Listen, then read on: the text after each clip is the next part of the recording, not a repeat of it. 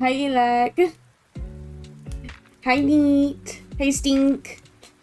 You have more ideas for Flora? Oh, yeah. That. Fuck yes.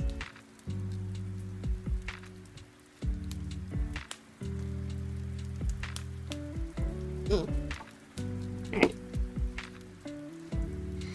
So, today, I'm going to be having a guest on stream. And that would be Sass, who is... You'll pick me up? Oh no.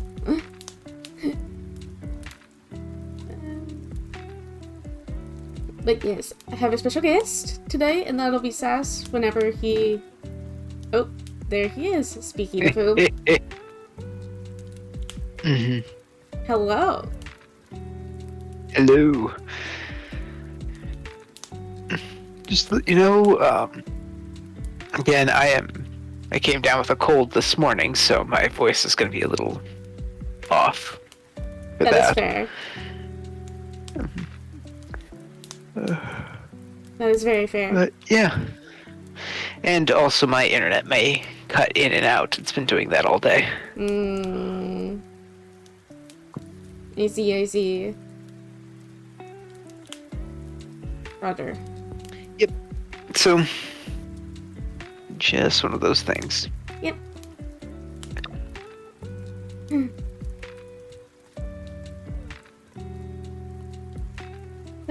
But yes, so today we're going to be doing some lore building.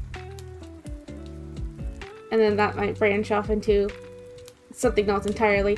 Also, thank you for the follow, Neat. It didn't show up on stream, excuse me. Oh well. I'll just have to occasionally look in on OBS. That's fair.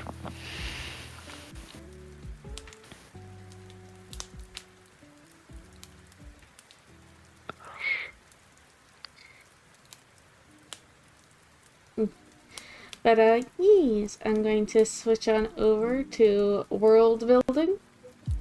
I have figured out a way so I can see chat while I'm also doing my stuff, because I recently switched to OBS and it doesn't have the fucking overlay like Streamlabs, and that fucked me up last stream. That's fair. So I now have a pop out from my actual Twitch chat up, and that's why it's a bit smaller for that, but yes, what? So yes.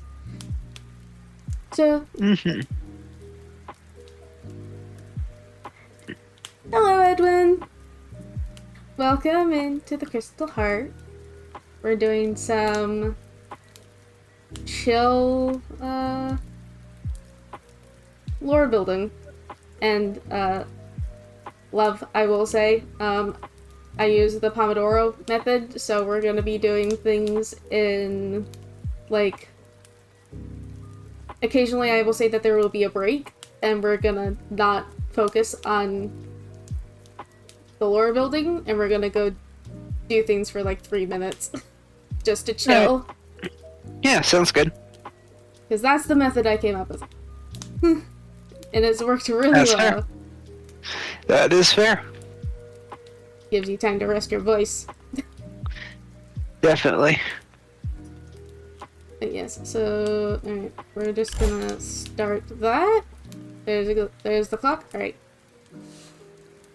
So, I gave you some homework a couple nights ago. Yep. Let's see. Timeline.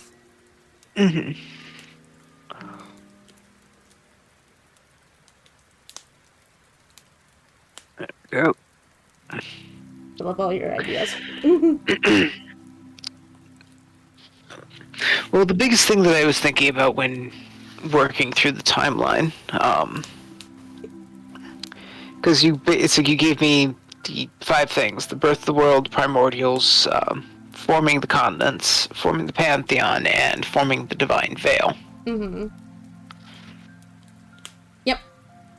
I gave nothing else, just those 5. Um,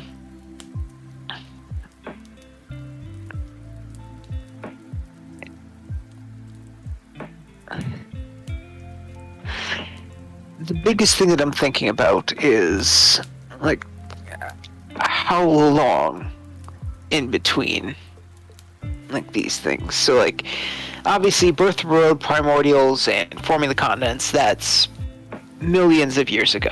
Mm-hmm. The forming the pantheons, however, that is something that takes place only maybe a couple thousand years ago. Well, yeah, Well, I mean, like, probably. birth of the world, primordials, forming the continents, that's hundreds of millions of years ago. Forming the pantheons is hundreds of thousands of years ago. Yeah. And the divine veil is also probably going to be about 100,000 years ago as well. Yeah. Because basically I tried to order it in the way that I thought things would go. So obviously Birth of the World with the primordials and the forming of the continents, that's all from the get-go. Yep. That was all a week ago, but all creatures are created with memories already in place. That would be trippy. That would be very trippy. But with the pantheons and the divine veil came after the pantheons. So then that way, certain things in the world are the way they are. Mm-hmm. Like the crystalline gloom area for Attune and the flying islands get put into their place. Mm-hmm. So there's that.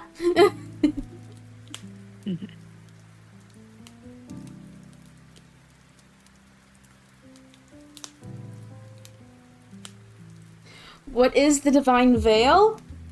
The Divine Veil is basically a... How to describe? The Divine Veil is basically a barrier and a different plane of existence to the material plane, which is where everything else takes place. Behind the Divine Veil is different domains of the pantheons, and in each domain there is specific alcoves for each deity. Basically, it's the place where the gods reside. So then that way, the Divine Veil is basically the way that I've written it into being that this is why the gods can't affect change, because they're behind this thing. They can't do shit, because then it's just like, why rely on adventurers when the gods just do it for us? So, that is the Divine Veil. Mm-hmm. Mm-hmm. Yeah, before the Divine Veil, there was no divide there, hence that allowed certain gods to make certain things reality, such as an entirely negative area of crystals and flying islands. Among other things, but those are the two major things that I have right now. Can you miss? Thorny flower bushes with lawn flowers that resemble glowing flames. The plants are often used for decoration by those with an affinity for fire. But the petals can also be used for brewing into tea that functions similar to a potion of healing. Ooh. That's interesting. So with this, you're keeping it to the timeline. Yeah. Based on all of this, like for the timeline there, like this is all taking place hundreds of thousands of years ago. Because I'm not worried about the primordials, the birth of the world, all that. That can all just be relegated to the very, very, very so distant past. We don't have history of it. the forming of the pantheons and the forming of the divine veil, honestly, can be obviously forming the pantheons formed first, then the divine veil was put into place. Mm-hmm. So the biggest question is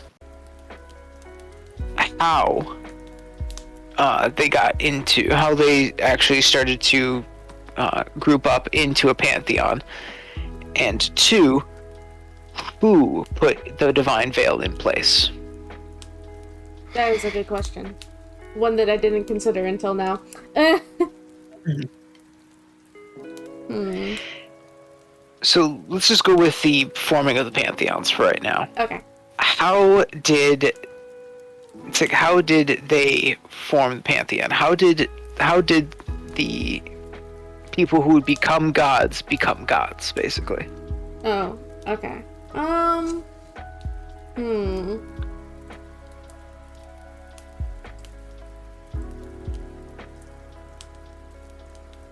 Hmm.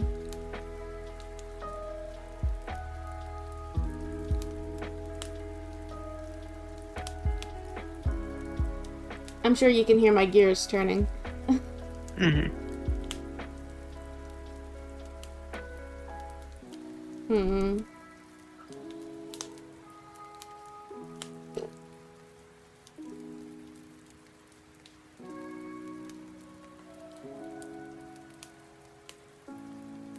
Hmm. Okay, better question.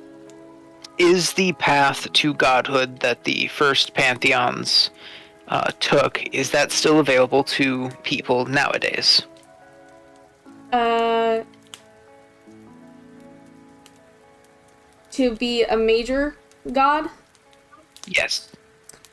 No, it is not available because anyone else that wants to become gods has to either, because I know I mentioned this, that in order to become lesser deities of certain areas, you have to have that god come to your soul after you die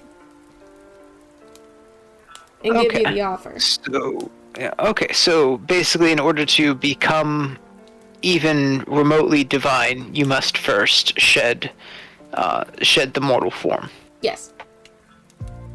Okay. Okay. In which case, then forming the pantheons, that's quite literally just the first people who died formed the pantheon. First people that died. That makes sense. Yeah. The first people that died formed the pantheon. And that also inadvertently also creates the divine veil.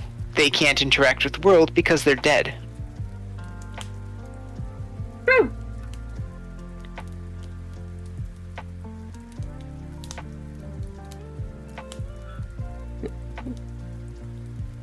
Oh, that's a good question. Is the god of death the first person to ever die? That would make sense. That would make sense.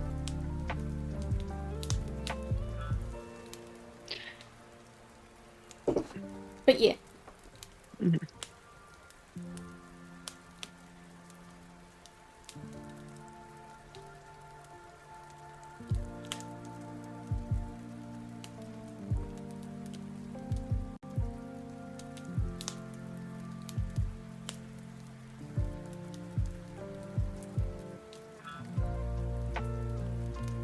Because every pantheon does have a god of death. Literally, I believe so at least.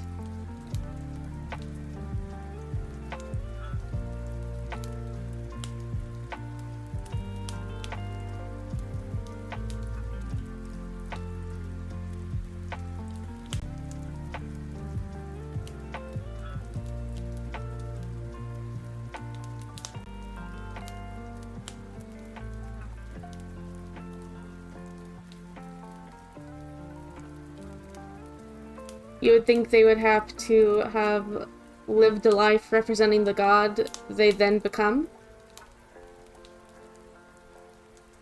That probably also has something to do with it.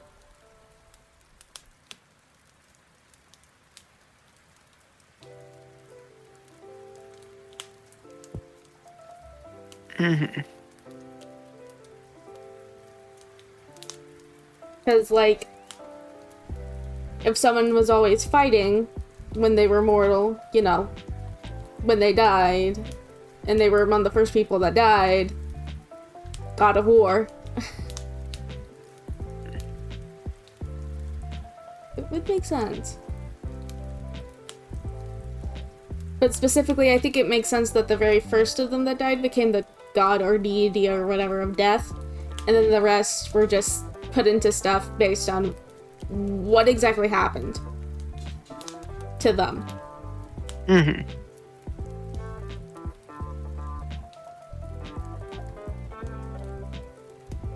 That would make sense. Yeah. So then that way it's not all of a sudden a very kind and generous person who loved everyone is not all of a sudden the god of war. Mm-hmm. That'd be the home, that would be the god of home and hearth, I think. But yeah.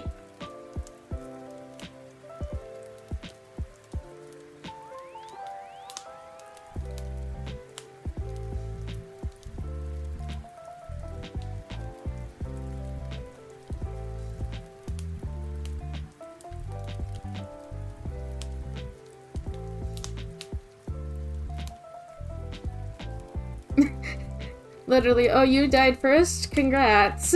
You don't tell everyone they died. Pretty much for the god of death, just congratulations. Here you go.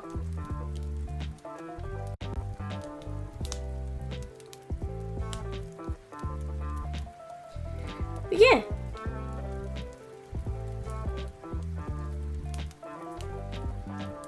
There's that. And then the divine veil formed because after you died, you couldn't really... You call that a curse? You call it substantiable employment? Fair.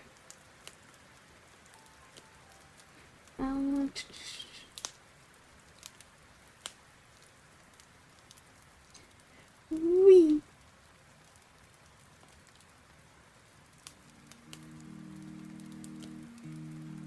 Alright, so there's the forming of the pantheons.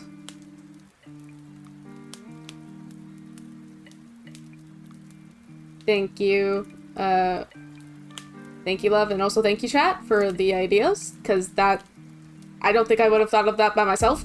Yeah, no problem.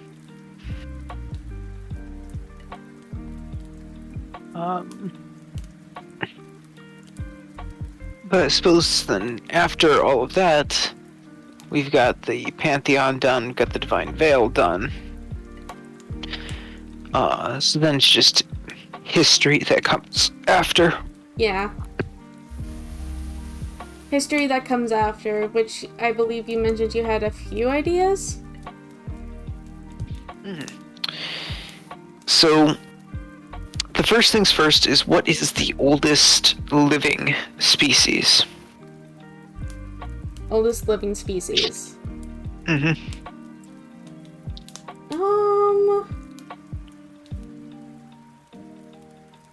I think it would be either... Does this count, like, monsters, or is it mainly stuff that people can play?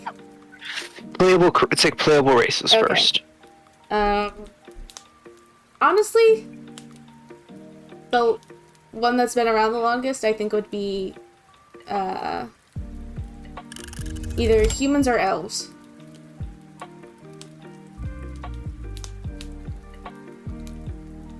Okay. I would honestly say probably yeah. I would honestly say elves would probably be first. Elves.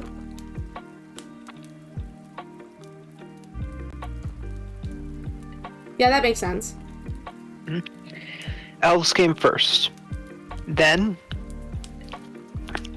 came the explosions of two other races.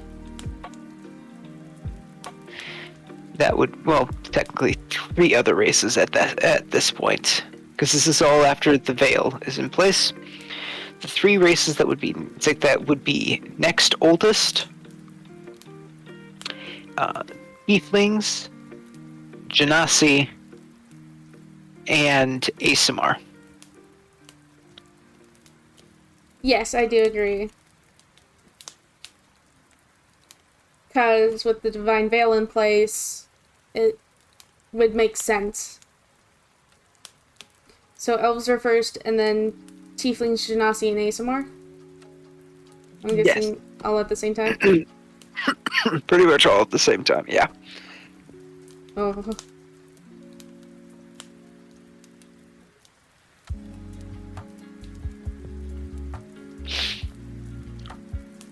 That's second. Alright.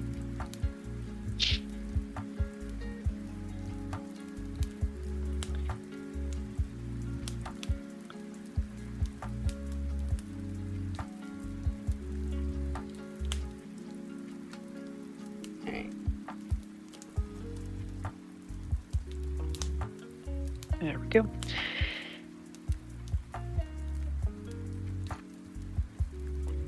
Humans can be a mutated branch of elves or the other way around. You made a homebrew Actually, subclass for you to read in short spurts during the breaks if you want. Yeah, sure. so, next.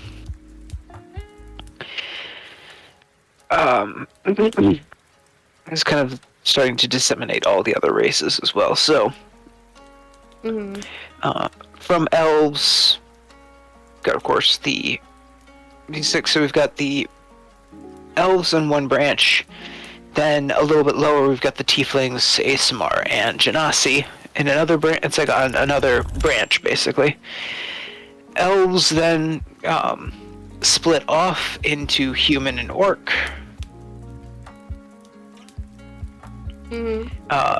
Then humans can split off again into dwarves, and it's like dwarves and halflings. Orcs split off into hobgoblins and goblins.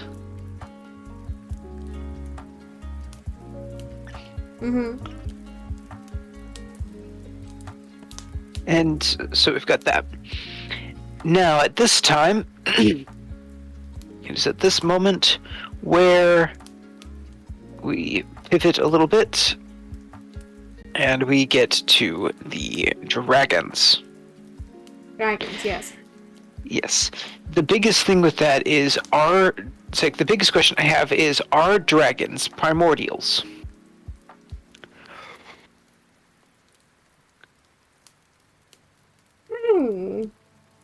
I do have some of the gods in dragon form, so it might be a possibility.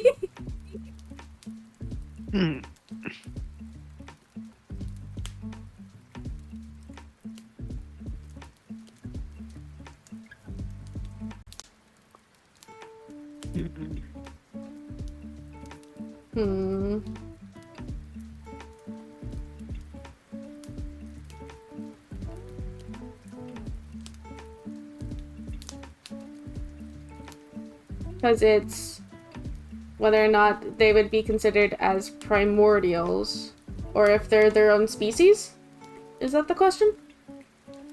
Well, the biggest question is if the primordials were like, it's like, did the primordials, it's like, are the primordials, or when they were first created, are they dragons? Or are they elementals, is the question.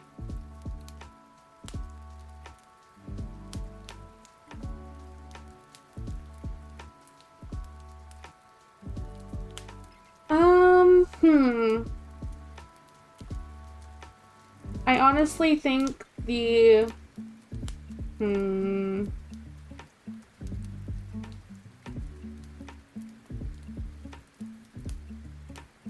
Ooh, that's a good question.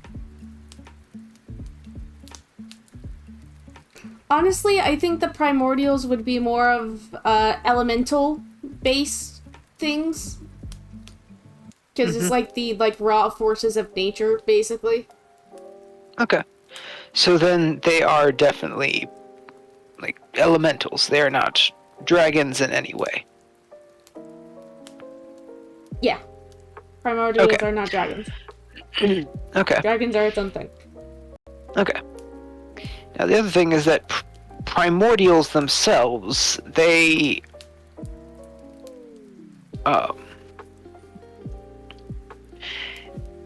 yeah, they are not since they were not deities at all, they were not divine in any sense of the word.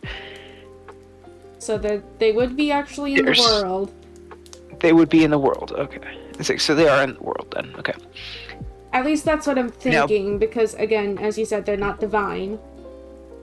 Right. So those are still in the world. That's perfectly fine. The biggest thing that I'm thinking of is basically if you want to have races like kobolds or dragonborn in there, we're going to have to figure out a way for dragons to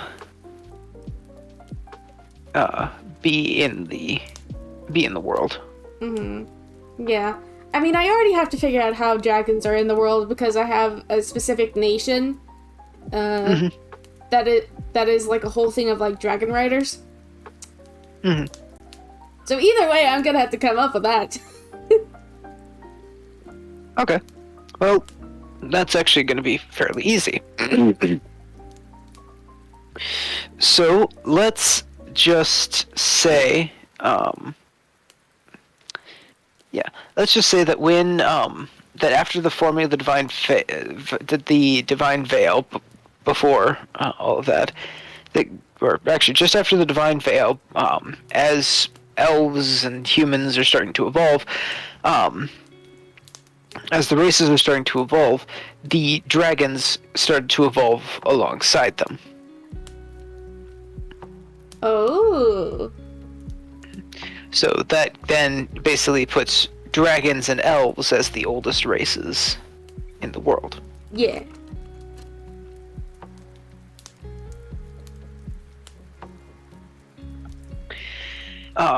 Then from there, once you have that, the next oldest races alongside the tieflings, Genasi and Aesmar would be Dragonborn. Dragonborn, and then from there it would be basically from that evolving tree it would be kobolds, lizard folk. Yep, kobolds, lizard folk, Yuan-Ti, and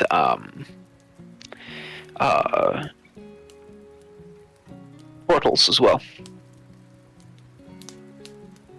Portals Portals as well. Yep. Kobolds, lizard folk, Yuan-Ti, turtles. Got it. Now,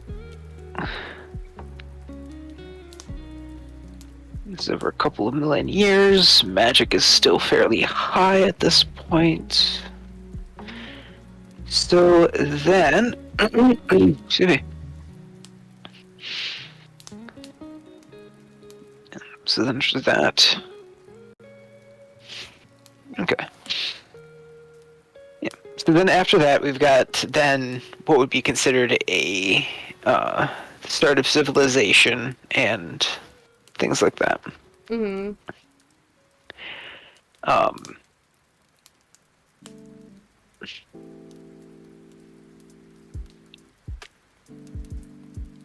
Now the big thing is start of civilization. So we've got a couple hundred. It's like we got a couple thousand years. It's like we've got multiple thousands of years to figure out like what happens in that history.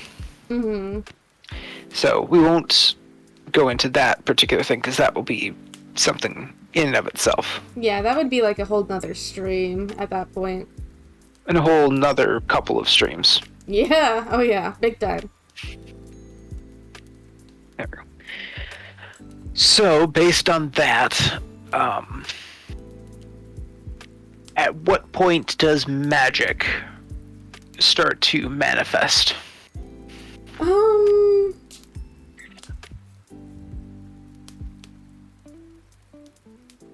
And I believe you're speaking of arcane magic, not religious. Yes, I'm speaking specifically of arcane. Yeah, I figured. Okay. Just wanted to clarify for my own mental sanity. Mm-hmm. And more specifically, I'm meaning, when do people actually start studying magic? Because with all this, as soon as it's like, with all this, you basically have sorcerers and warlocks already running around at this point. Yeah. But I'm talking about, when does magic actually start to be studied? When do wizards come about? When do wizards come about? I think maybe probably around like...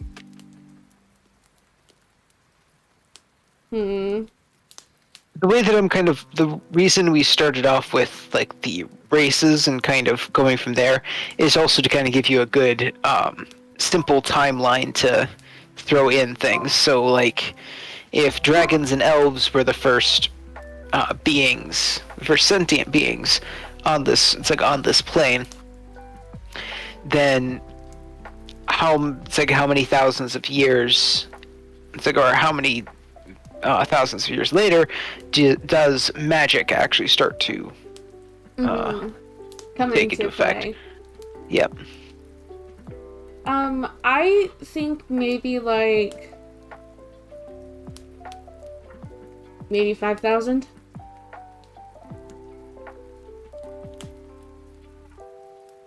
Okay. Because then it gives enough time for stuff to have already evolved. And then at that point, I'm pretty sure there's someone like, what the fuck is up with these sorcerers and warlocks? And like, how? How do you do this? I mean, that's fair. So basically putting it farther down the timeline than I originally thought. Okay. So as things start to continue, going back to the races. Mm-hmm.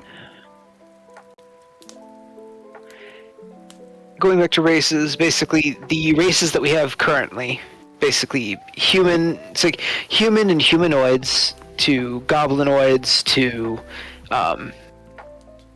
tieflings, ASMR, Genasi, Dragonborn, Kobold, Turtle, all of that. Mm-hmm. All of those races were are building up their civilization. 5,000 years ago is when people started to actually like sit down and say, okay, let's actually try and study this magic to figure out what we can do. I wasn't thinking of like 5,000 years ago. I was thinking 5,000 years after things had started to evolve. Okay, so basically, elves and dragons are the first creatures there. 5,000 years, they start to study magic independently of each other, thus starting the branching species.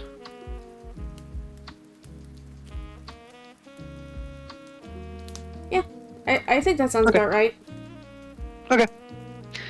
That'll work. In which case, then, after that, after getting like, it's like after the dragons got through all the way through all of the reptilian races, the elves kind of went through and helped evolve all of the humanoid and goblinoid races, as well as the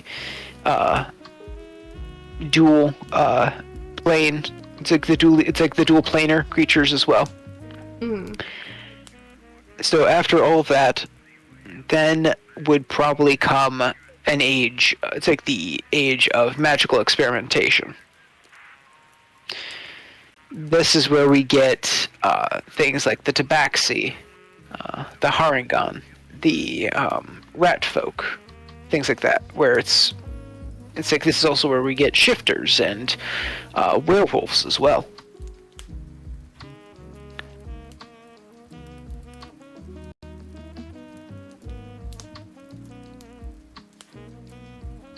I'm going rat folk.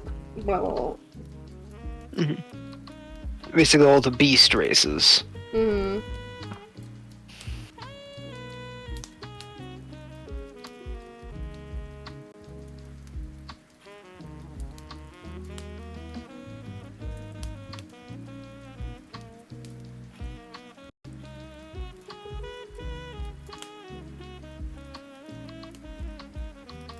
Alright. What? Mhm.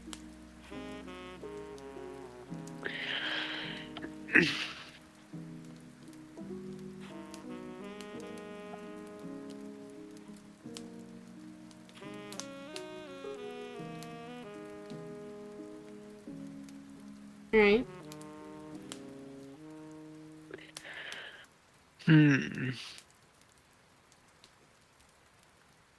I will say we're coming up on a break, so if you wanna pause.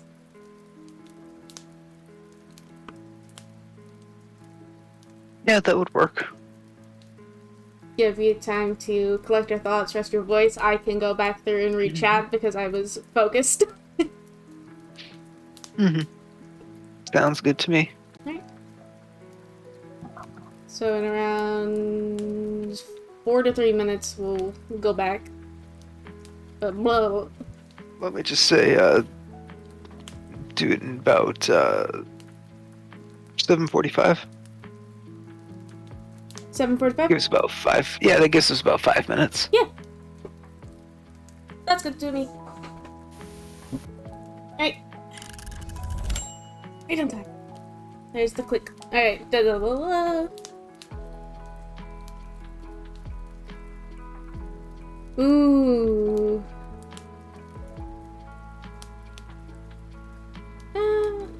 That was an interesting idea, but I like the idea that we had better, which is the other idea was dwarves split off from Earth's dynasty and become a separate race. Oh. Interesting. Many dragons have a favorite type of terrain. They came into being when type of terrain did when the continents were created. Wait, if elves are the oldest living races, would all the gods be elves? Not necessarily.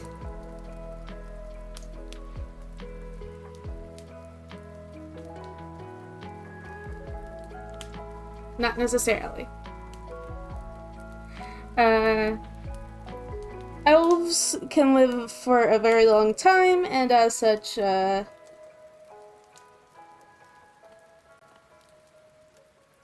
can stay alive much, much longer. Elemental dragon. Now there's an idea. Dragons as a side effect of creation of continents? Ooh. Yeah, probably. Like, that would make sense.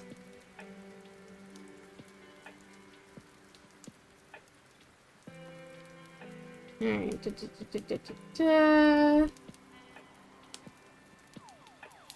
Let's take a look at this homebrew subclass now. Ba-da-da.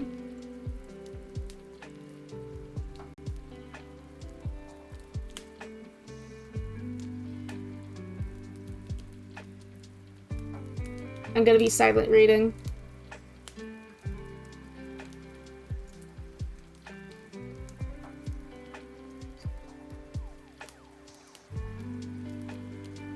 So sad the word.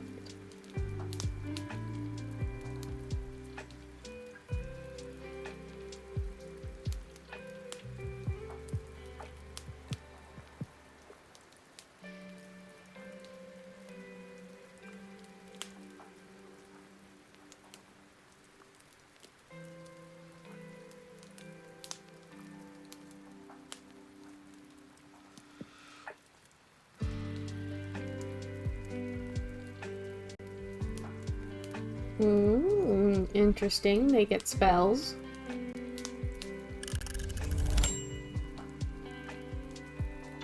Briefly going in to pause that. Spellcasting.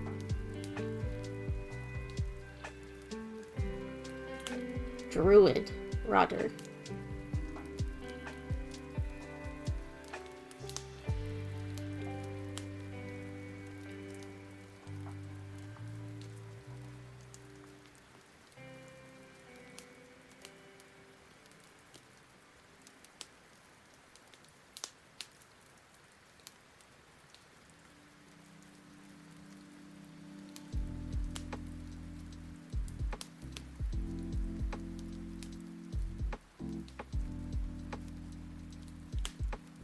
That makes sense.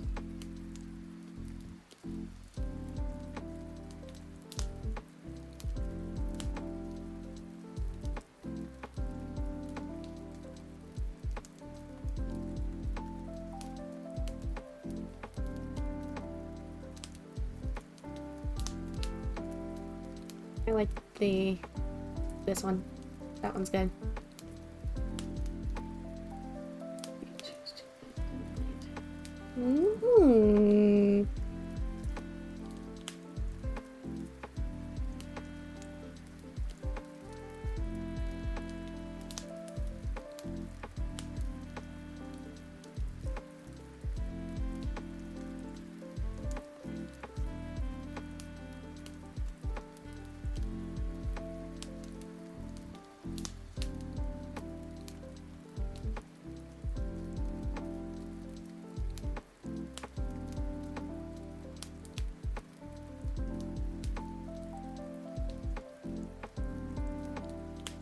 Okay.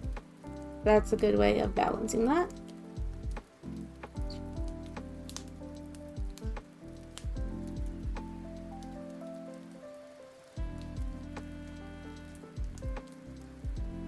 Ooh.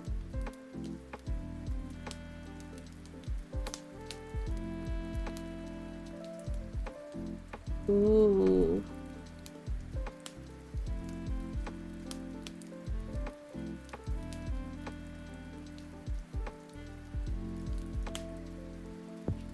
I'm back. Welcome back. I've read Tread, and I've also finished reading the Monk subclass, which is actually quite interesting. That honestly, from what I can tell, it looks fairly balanced too. So good on you, Stink. That's good. But for now, I now must focus again.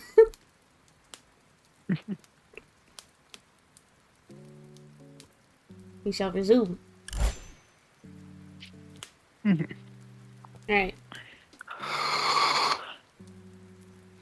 That was made for Friends World. Ooh, very nice. But yes, okay, so we've done dragons and elves. Magic starts to be explored, causing evolution. Civilization starts to come into being. Magical experiments, leading to other races coming into being.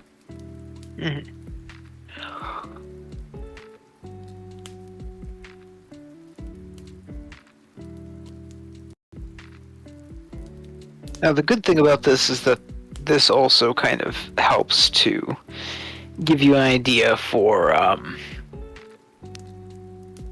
how magic is distributed in your world. This is true. Because now we know that both dragons and elves definitely have magic, and then it can be like, as they keep moving farther and farther away from the it's like from the original source, the magic can be like slowly lessened throughout the ages. To the point that it's the whole thing that we see in magic classes. Yep. Where certain races are more are better attuned to magic than other Others. races. Mm-hmm. It also makes sense considering goblins don't usually. It's like they usually, if they do have a magic user, it's usually a shaman or a warlock. It's not usually like a full-on wizard Sorcerer. or a sorcerer. Well, Kind of sorcerer. yeah, sorcerers are more likely, but you don't really see goblin wizards too. It's like too much. No, because it's just like sees book, opens it, closes it, throws it over one shoulder, or just burns it. Mm-hmm. But yeah, so gives it that, but it also then kind of goes on to the same thing with the reason that beast races aren't usually they aren't usually like arcane magic users. Mm-hmm. Because they aren't. It's like they do have access to magic themselves, but they're still relatively new in the world. Mm-hmm. Yeah. So yeah. So that kind of gives you a little bit of that kind of gives you a little bit more of an idea of like how the timeline's going to kind of form out through when the races were kind of formally discovered. Yeah. Like, quote unquote, discovered.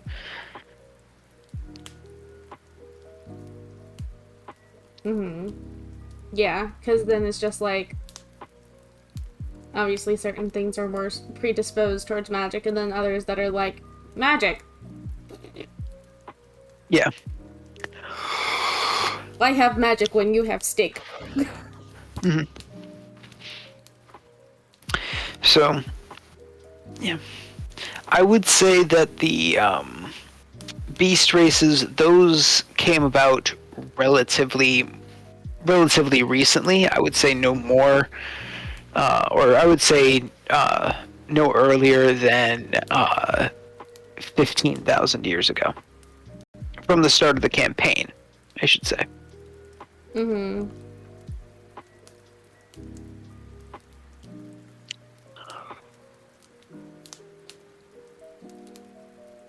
Okay.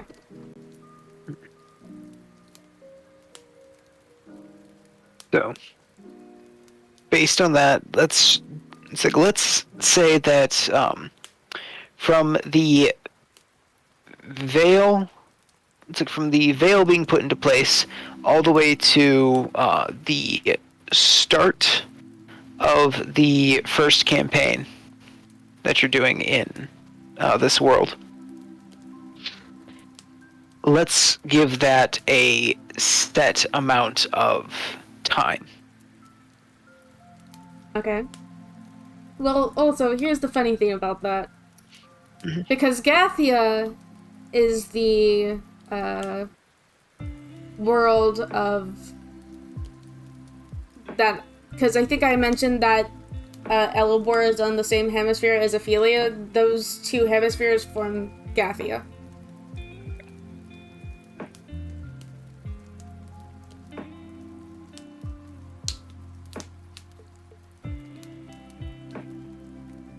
Okay.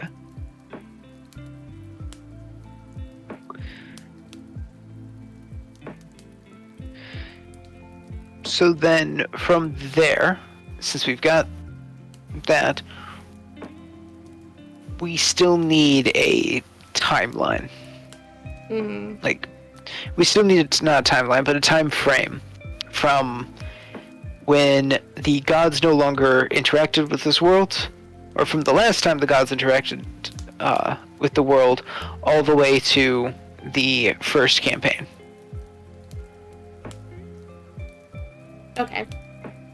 Yeah, that's the big thing. Is I'm wondering how long of a time we've got there. Mm-hmm. Well, so I think, I mean, obviously you know about the first campaign of Elibor. You were there. Right. That was when I didn't really allow for much of certain races to be played. Yep. Yep. It's like I remember because I was one of the weird ones where I actually got to play a tiefling. Yeah, you made it really convincing. Mm-hmm.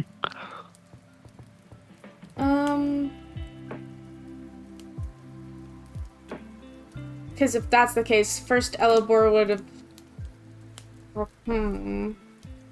First syllable is the end.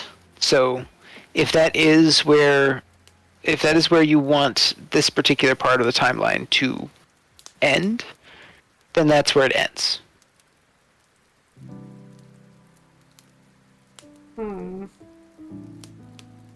I see. Okay. Yeah. Think of it, it's like you're not putting the campaigns into the timeline.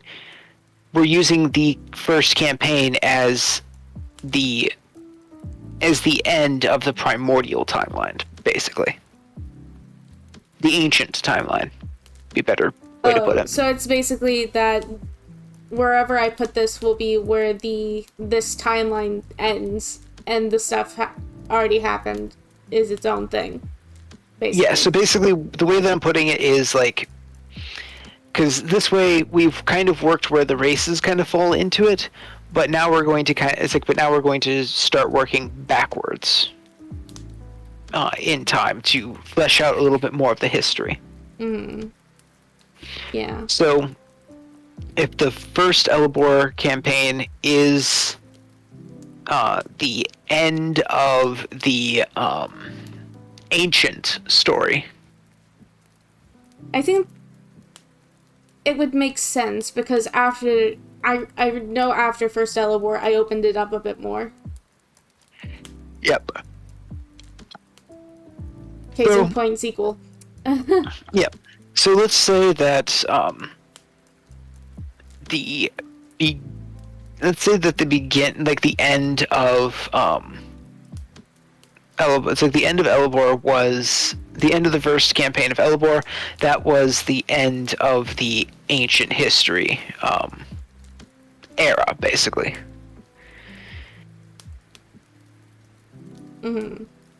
Or for our Lord of the Rings fans out there, the end of the First Age. Yeah, pretty much. It's our own end of the First Age. Because it would make sense. So let's focus on just the first stage then. So we have everything from the end, from the end of the Veil to the ending of the first campaign of Elibor. Yeah.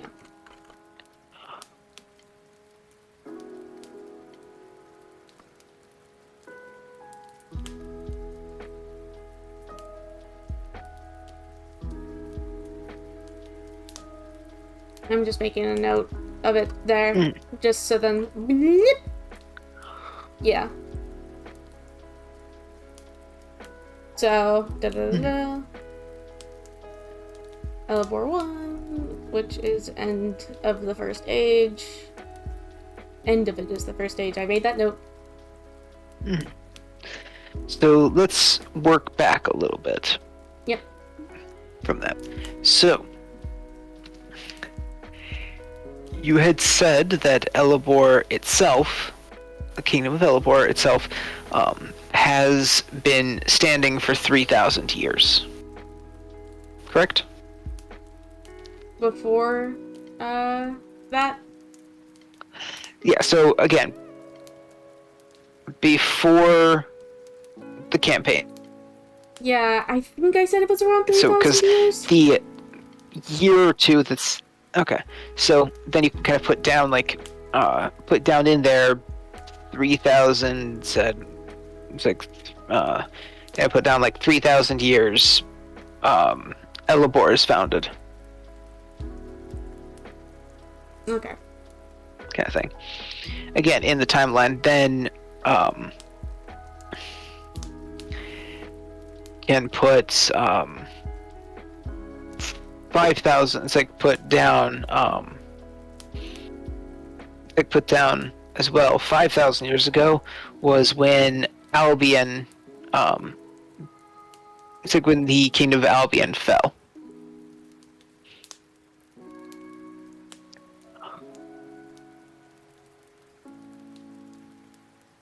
Well, yep.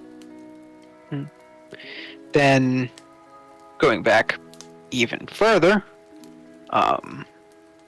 the Mabuino tribes started to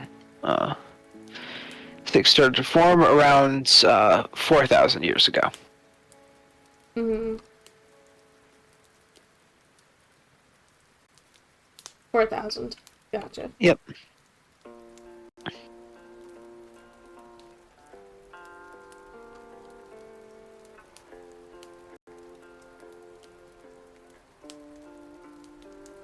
Then, it's like then, I would say 20,000 years ago was when the beast races were fully developed.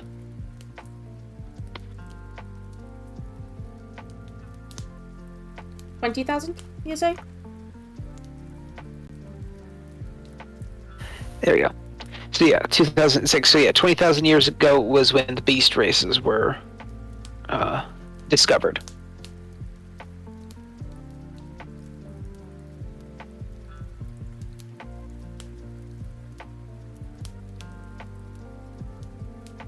Does that work for you? Yeah, that works for me.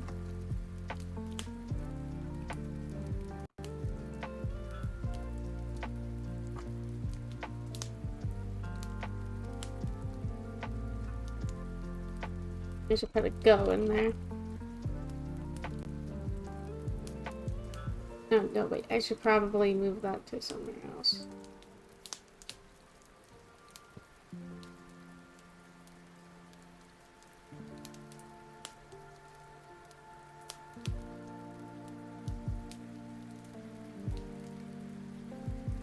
Let's just put that there for now. Alright. 3,000 years ago, Elabor is founded. 4,000 Mabuino tribes are founded. 5,000 years, Kingdom of Albion fell.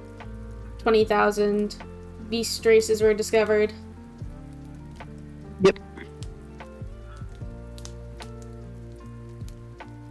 Okay. And then basically add 30,000 as races are added in. So next would be so next at 50,000 would be the goblins.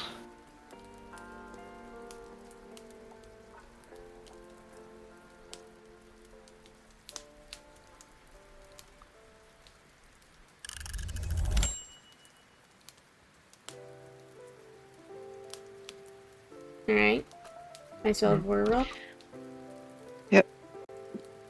Then after that would be the halflings at 80,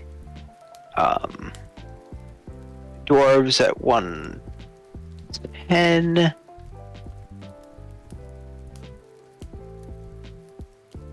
orcs and humans at the same time at about 180 actually. Bigger jump there. 180 for humans and... For humans and orcs. Humans and orcs.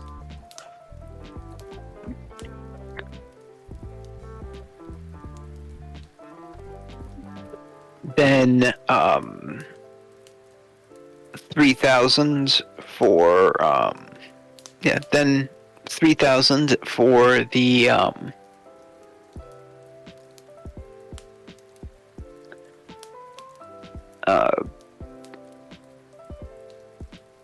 ASMR, Tiefling, and Genasi.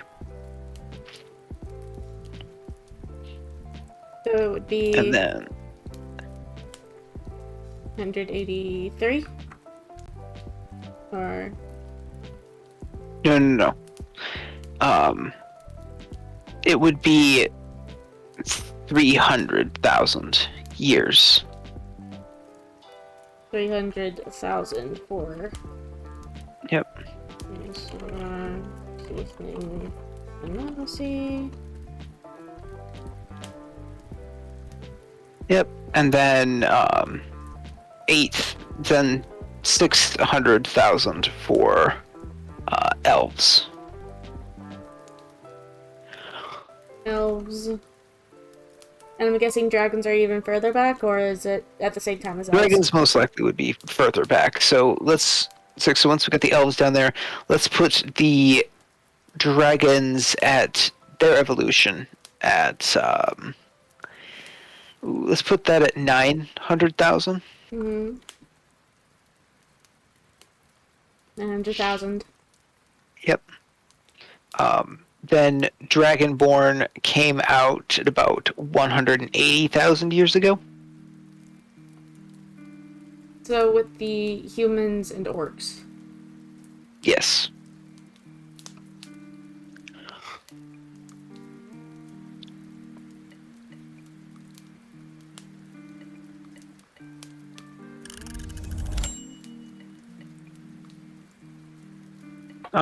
And then the other scaled races can be kind of lumped in with the dwarves and halfling. Okay.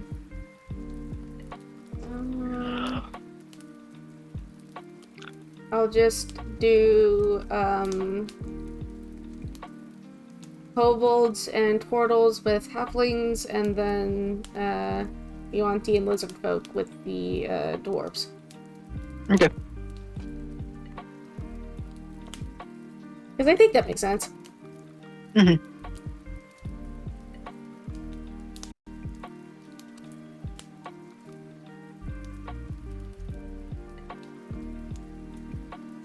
There we go. Okay. So now you've got that, and also now you've got a timeline to put in different events or put in different different things to be able to actually use them as markers for, like, this was an ancient this is an ancient dwarven ruin that dates back Yeah. 50,000 years ago. Yeah. Or even it's like an old dragon temple that is closer to 1,000,000 years old. Yeah.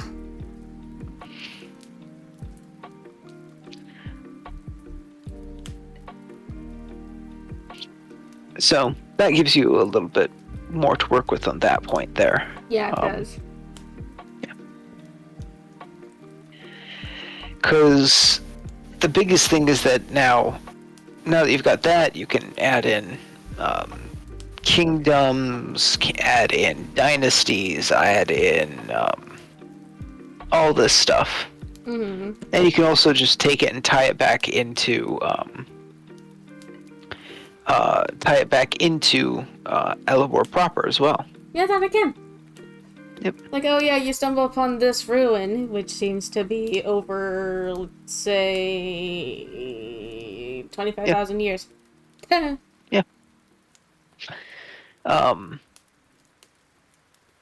Then, then for going into the future, the biggest thing would just be to mark history based on technological advancement.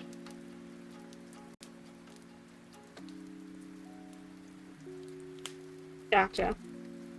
Mm-hmm.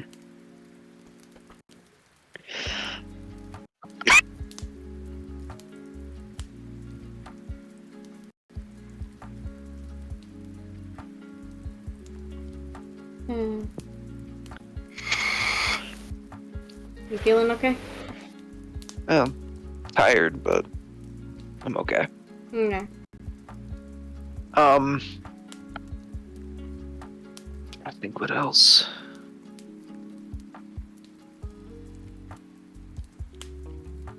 I think we've got most everything. Yeah, because now at least in terms of the stuff that at least in terms of the stuff you gave me. to work on. Yeah. Because now I can go back in and, like, I can use it in such a way that I can be like, okay, it makes it so then that way I can, like, plug in, like, different areas of, like, okay, this is where, Illyria started to come into being as well. Because Illyria is on the other hemisphere in Ophelia.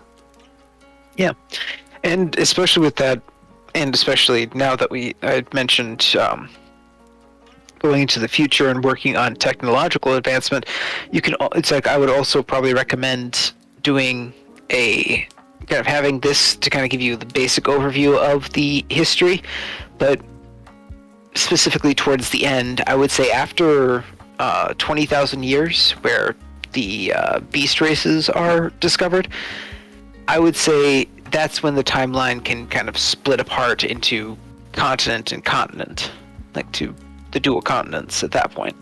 To the dual hemispheres? Yes, the dual hemispheres.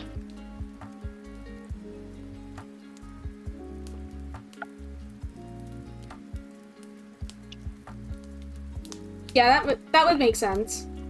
Mm. Because that way it'll allow you to then kind of say, okay, you've got all the races up, it's like up at top, and then you can kind of say, okay, these are it's like these specific races. It's like these specific races went to this hemisphere and formed, formed Elabor, Albion, all of that, and started going with that. Then, and that will be the Elabor storyline, of course. Then you can say, okay, well then next with like Attune and Shana, they are over here. They're on this other continent, so then we can just take things and take the races that you want there. They then went off and started to found these particular things, and it still gives you about 20,000. It still gives you 20,000 years before the end of the first game. So depending on again, you can use that to say, okay, well then how long are the other campaigns going to be taking place? How far or close to the first campaign were these taken? Where are these campaigns taking place? Yeah, I can do that to give like game timing. Exactly. Situation. Mm-hmm. Which makes a lot of sense because, I mean, I've already gone through, quote unquote, and put in like the primary races for like each thing for the hemispheres. I just have to go back and edit them because I did it so long ago. AKA that was 4 years ago.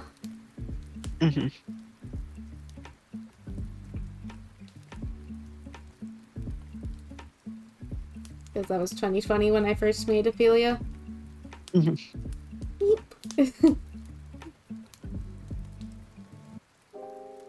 Got some work to do. But yeah.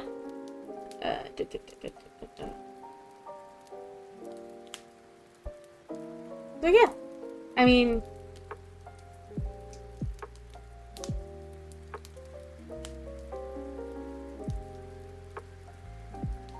Yeah. Because then everything after that is based off of campaigns and not stuff that I make up.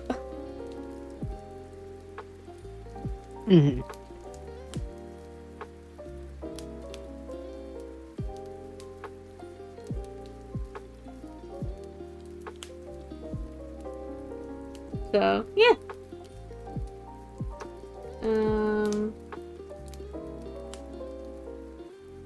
I guess from there it's more or less going back on through and adapting the timeline for each hemisphere. Yep. The best way to do it is that 20,000 years is about good limit to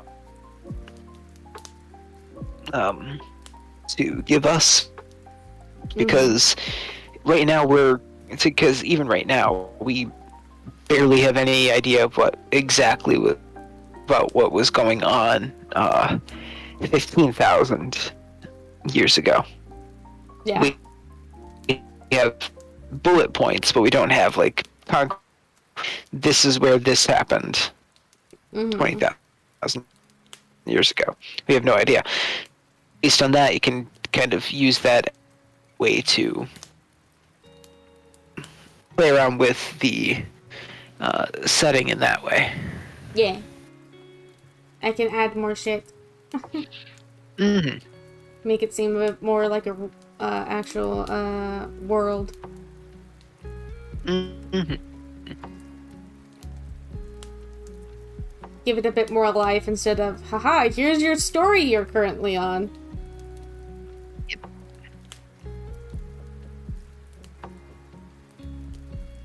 Well, this just means that I can go through and make fun little fallen nations.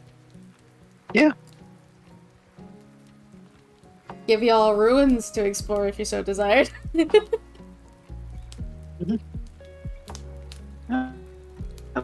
That's the best thing with it, is that you can. I get to do a lot more things now as a DM.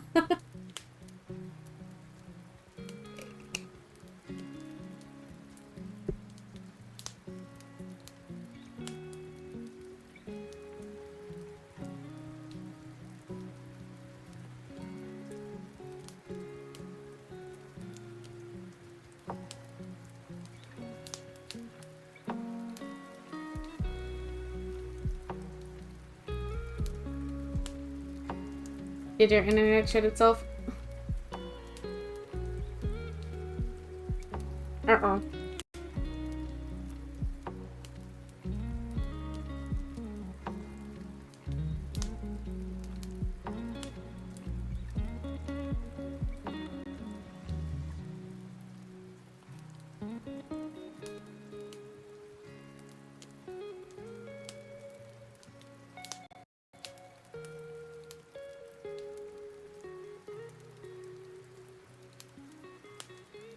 Show that again.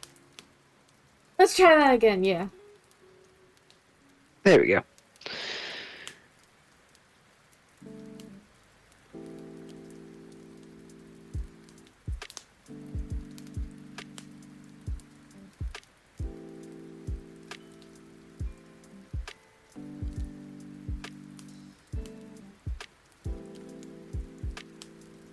Maybe, at least.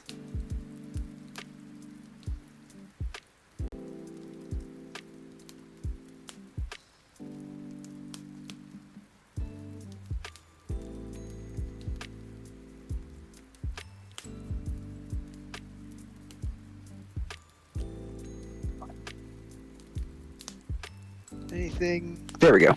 There it is. Maybe. Okay. Yeah, I can hear you again. Yeah, my internet's at the point. Yeah, my internet's at the point of just saying, yeah, no, so I should probably jump off. Yeah, but thank you for your help. I don't think I would have been able to come up with this stuff on my own. No problem, and next time, jump on, well, next time I'm able to jump on, be sick, so there's that. Yeah. Yeah. Alright, well, I'll leave you to enjoy Alright. the world. More world building, yes. Alright, love you. Love you too. Bye. There he goes. Alright, there we go. Woo! But yes, we now have a timeline. Hooray! Hooray, hooray, hooray. I'll, long have I been going for? Already an hour? Really? Sheesh. Time flies. Alright.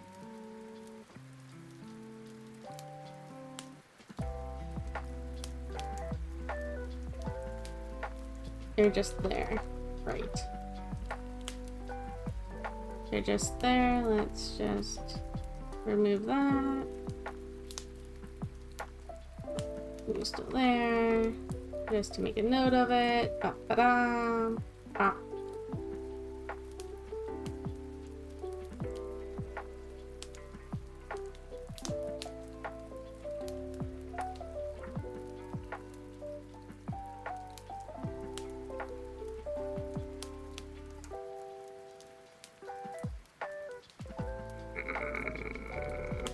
Bop.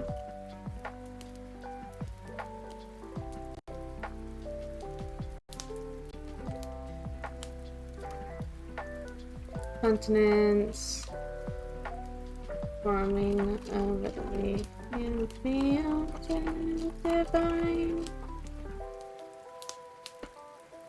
veil.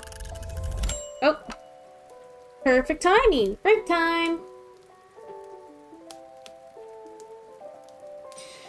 Oh, how y'all doing, chat? I know I haven't been paying much attention, but,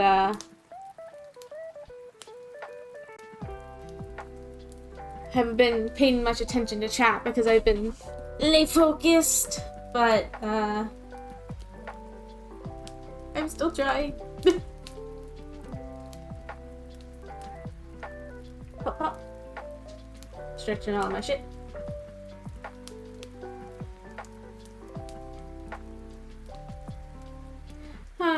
Da da da da da da da.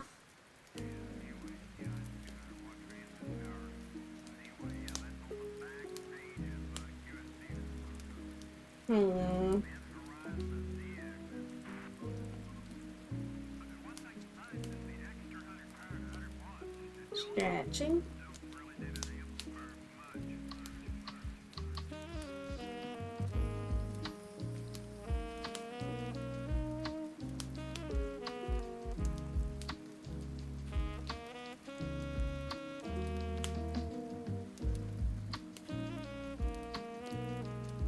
I want to go back and actually look at that subclass while I'm on the break real quick, actually, because I want to go back and read it again. At least the after the magic stuff.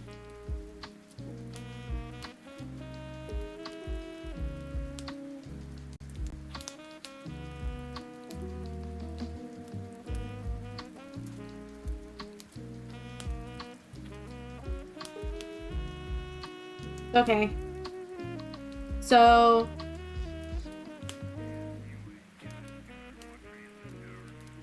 oh, I see. Leveled spell and a cantrip. Okay, there's where my brain was like, huh?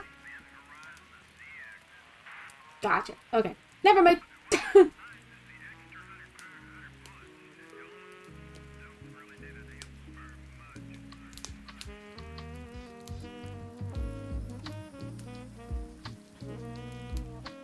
This is a really cool subclass, though.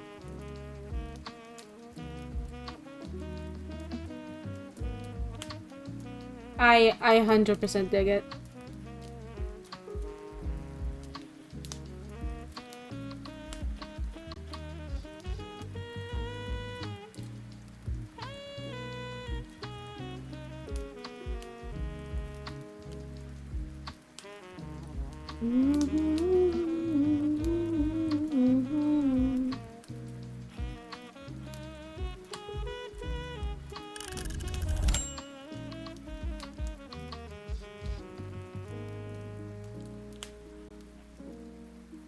Alright. Back to work.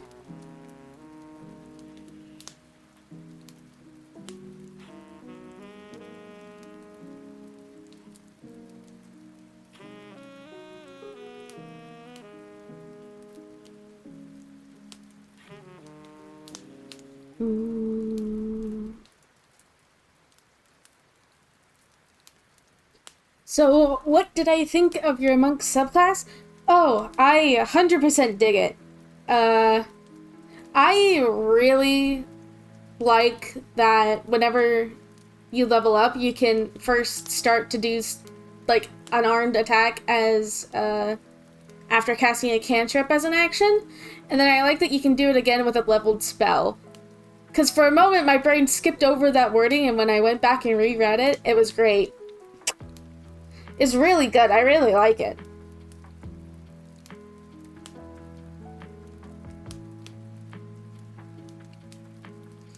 Really good.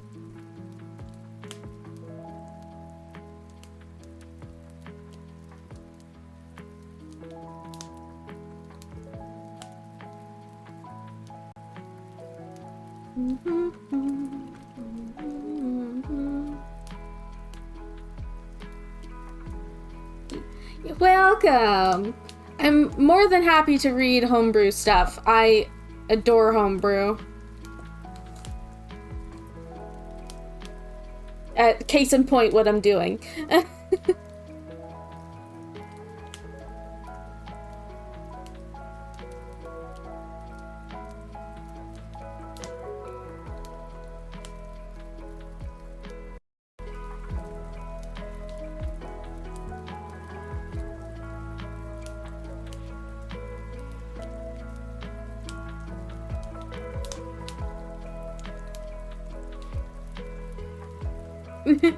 What did I think of the flavor? Was the mechanics evocative of them enough?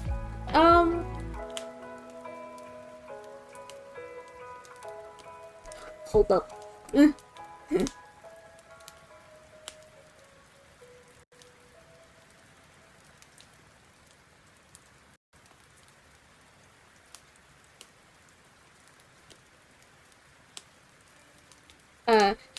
Don't worry, you're not asking too many questions. I don't mind answering them at all. You're all good. But I think the flavor fits really, really well, honestly. Very, very much, it's... I can kind of imagine actually playing one of these monks, because I've played monks before. Well, I've played a monk before. Way of open hand, but that's neither here nor there. And it fits very well in terms of flavor.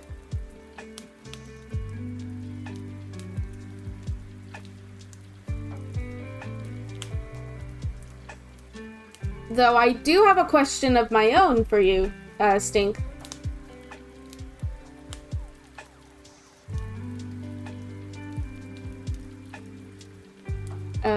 And that is...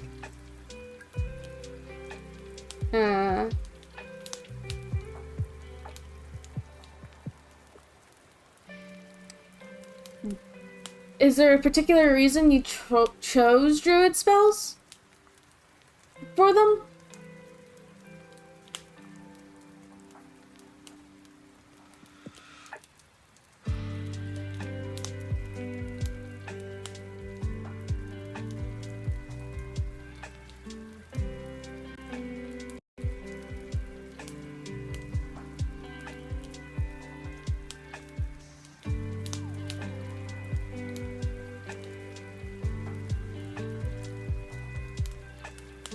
You chose the druid spell list because you wanted to go for the witchy leyline magic type vibe?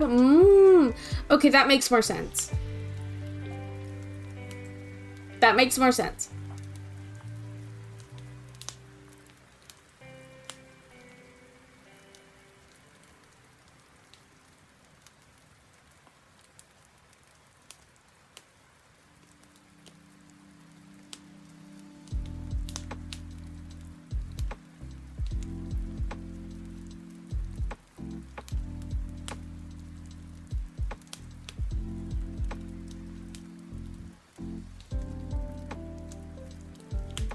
And I can honestly dig that vibe. I like that vibe a lot.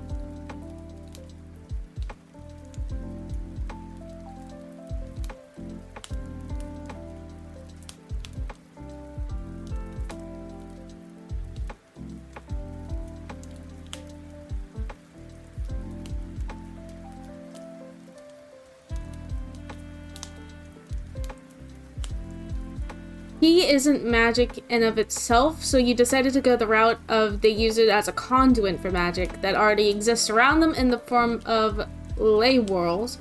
The ley lines of Galdor are more like swirls of magic or magnetic field of magic rather than true ley lines, or the remnants of spells that have long since been cast. Druid fits that sort of witchy vibe and also fits the ambient magic vibe. That is true! Oh yeah, that is true! Oh yeah! I haven't played a druid in a long ass time, and when I did play a druid, it wasn't for very long.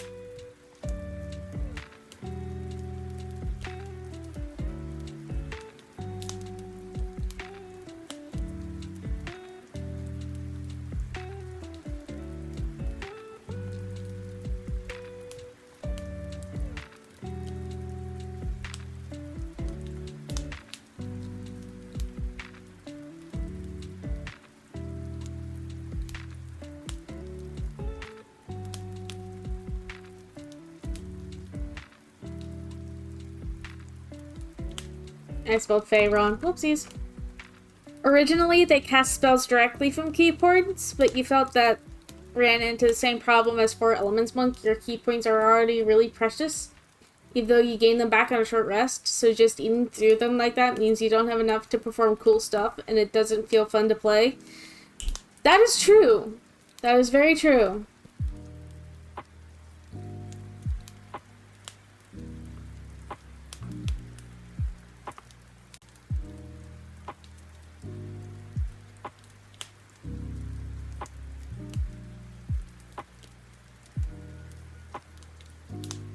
One, two...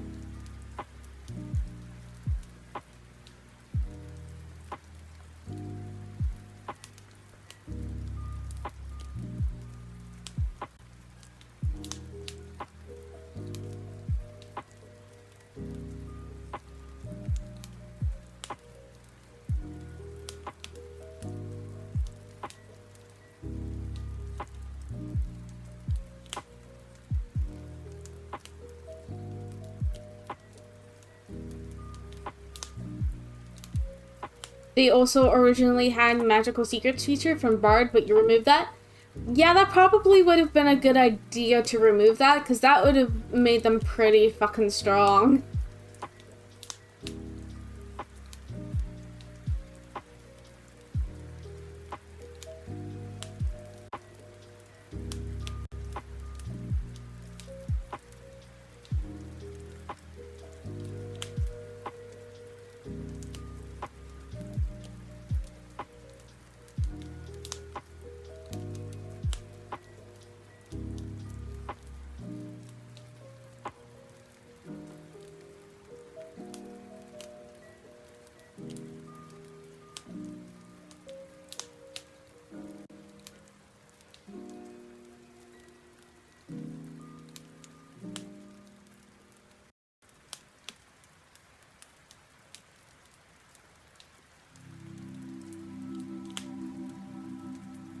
Do I think giving them ritual casting was a good idea?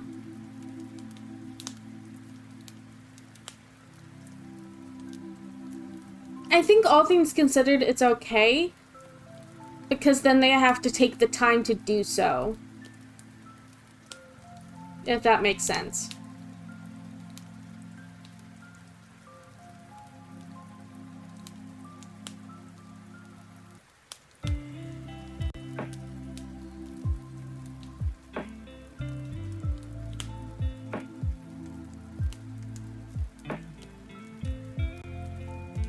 Okay. Good, that makes sense. Good. Good. Because sometimes words aren't the best thing for me. I struggle to articulate, but, so long as it comes across, we're good.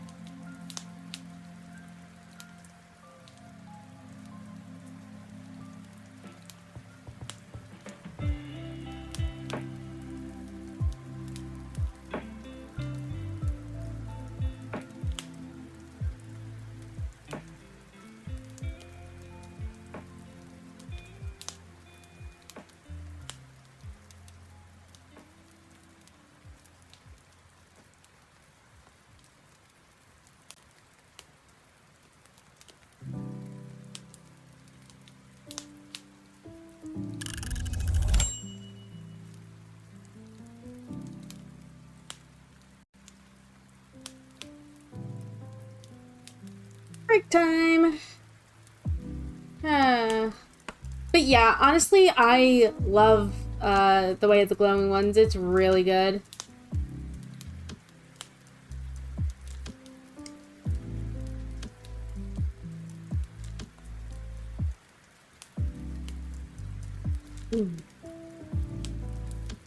Not the yawning. No. I didn't yawn, I swear.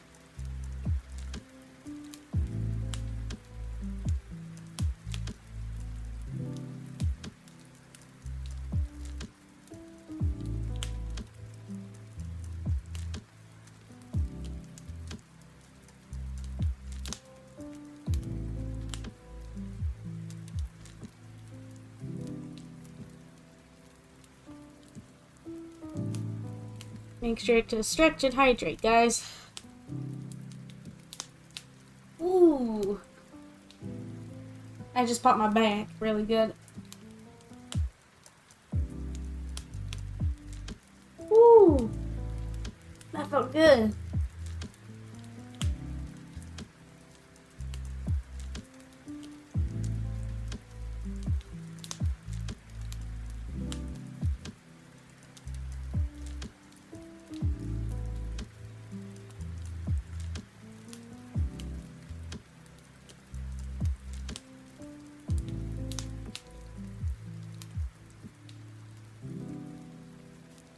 Oh. Fix my chair. There we go.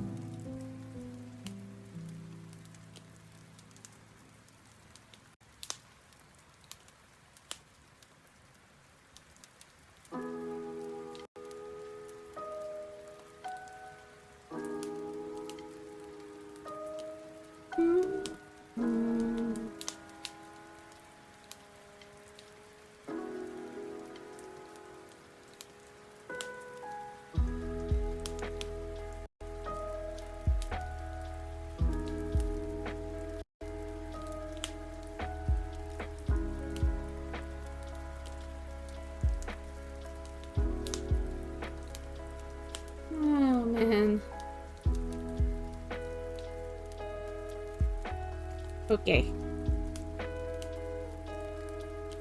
So.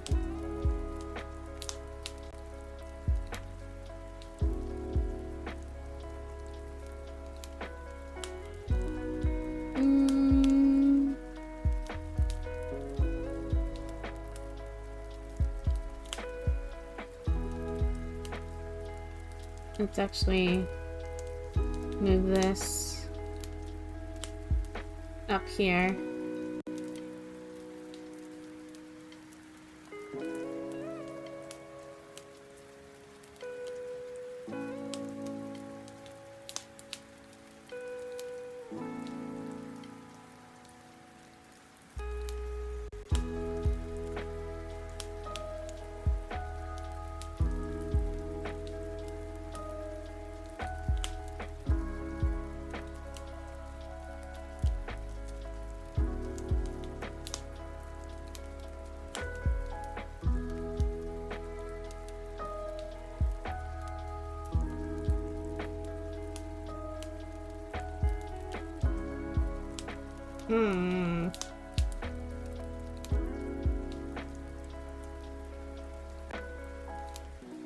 Actually, honestly, let's make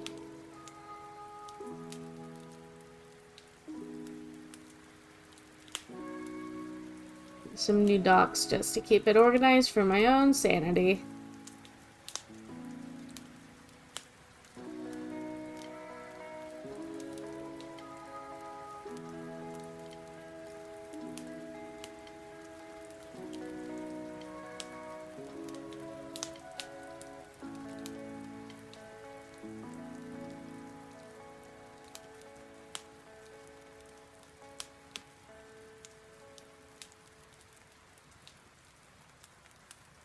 There we go.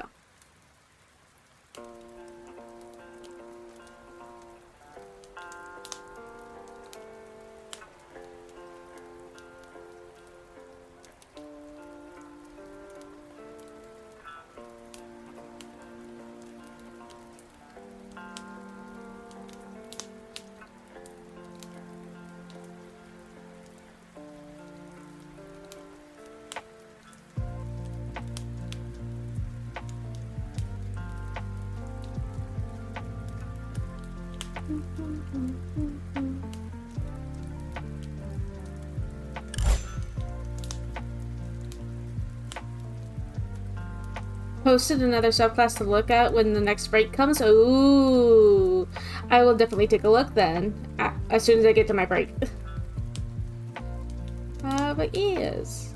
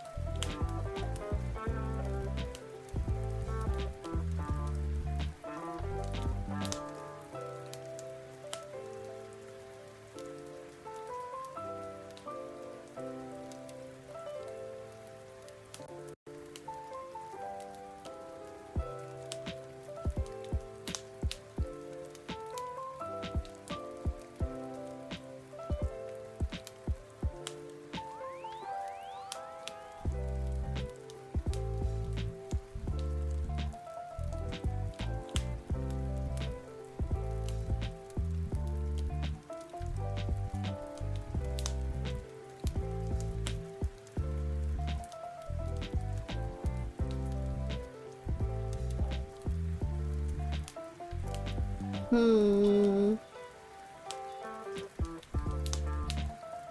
Words are hard.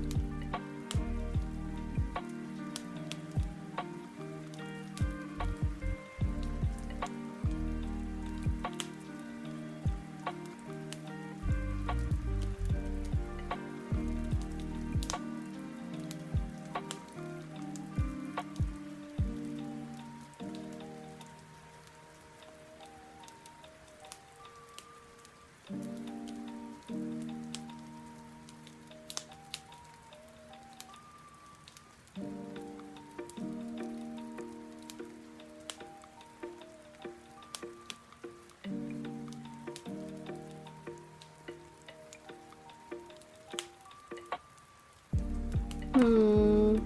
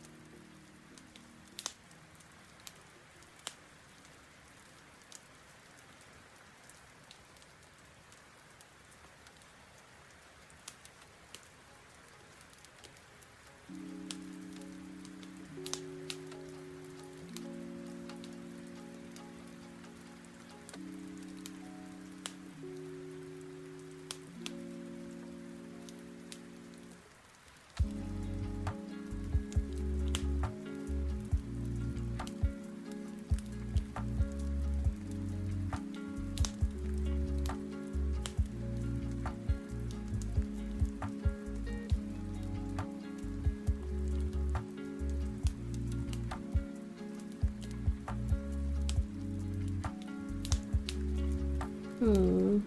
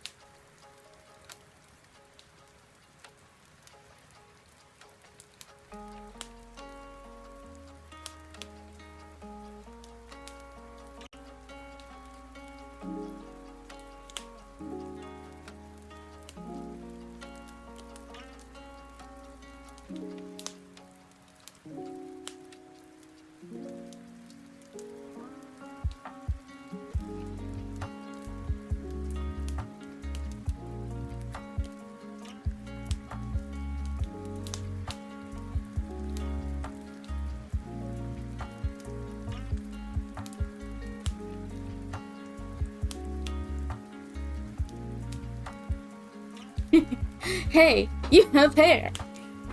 Yes, I do. Hello, Matt. Good to see you. Hope you're doing well.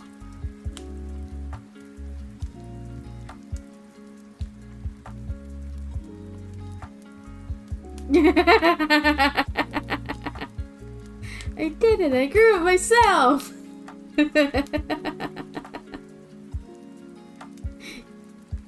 LOL.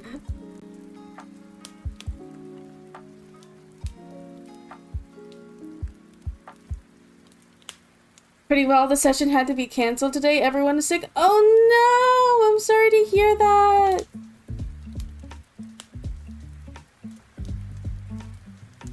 It sucks whenever D&D has to get canceled, but it's the name of the game, unfortunately. That is the true boss of D&D.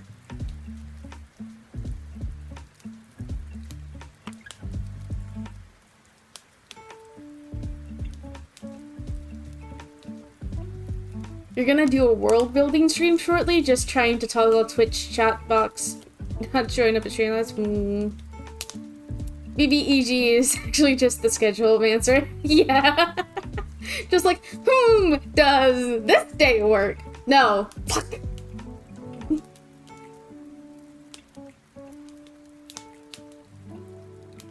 Plus 100 HP.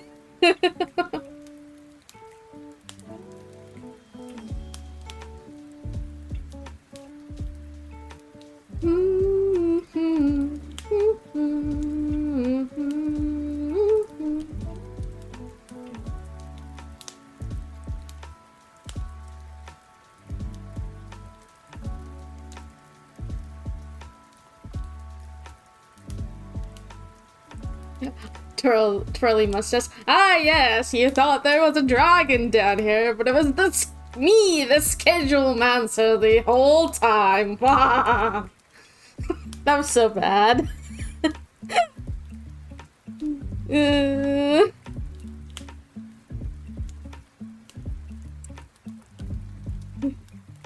My theater kid just cringed at me, like, really? Really?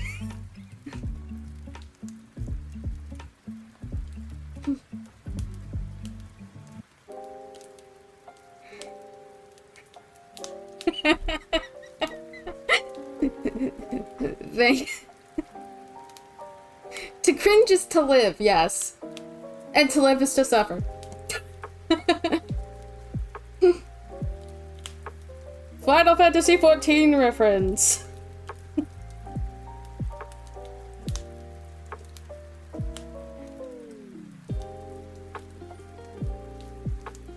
Yes. Urgent Xenos when? Actually, okay. I have something that I don't normally tell my haven't told some of my players, though one of them does know because it's their character arc. They have a Xenos type encounter coming.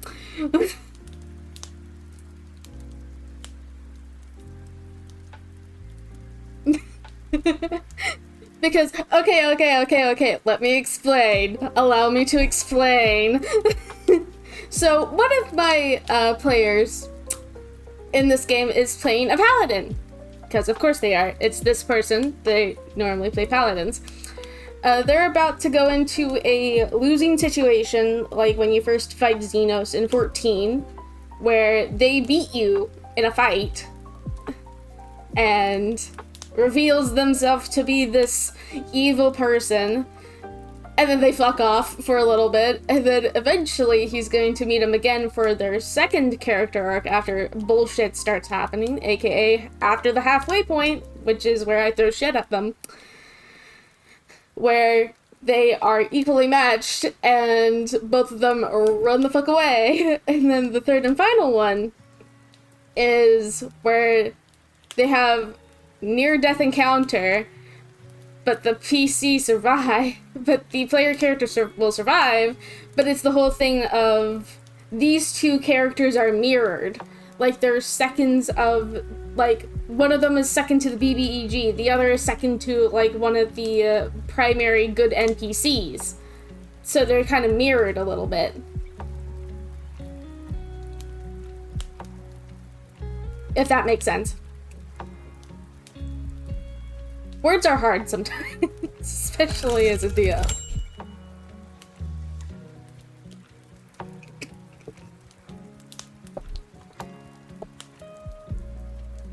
Oh, interesting.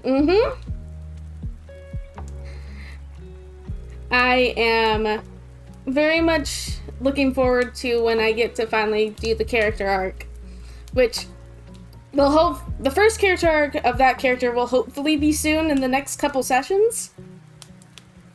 But we'll see how fast they go.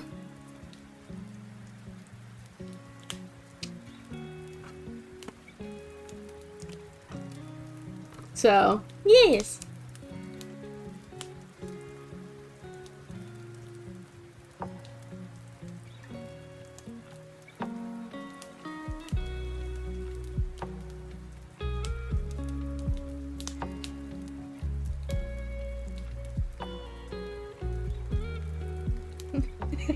You're excited to hear me geek out about it as things progress.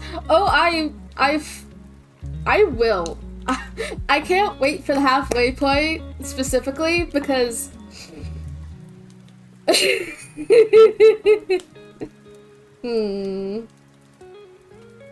The halfway point is where I basically go, ahaha, you thought it was going this direction? Psych! Here's this whole threat you have to deal with now, congratulations. And I've had this shit planned since, like, the get-go of the campaign.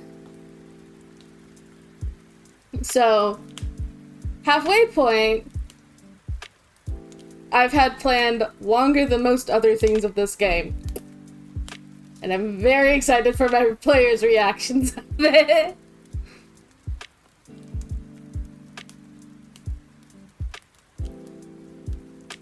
Because, hee.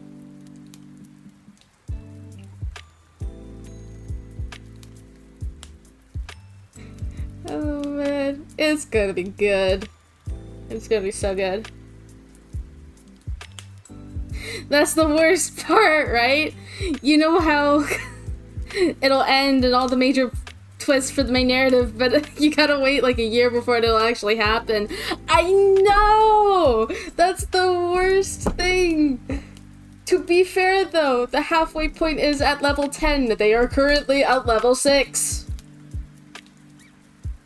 And we still gotta go through the character arcs and one more specific arc, and then we're at the halfway point. But I just gotta get them from that point to that point without making it seem rushed.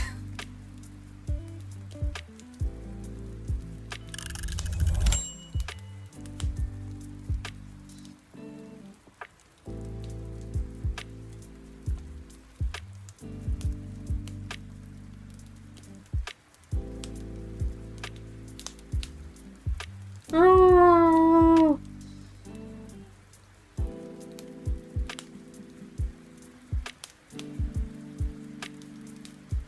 Yeah.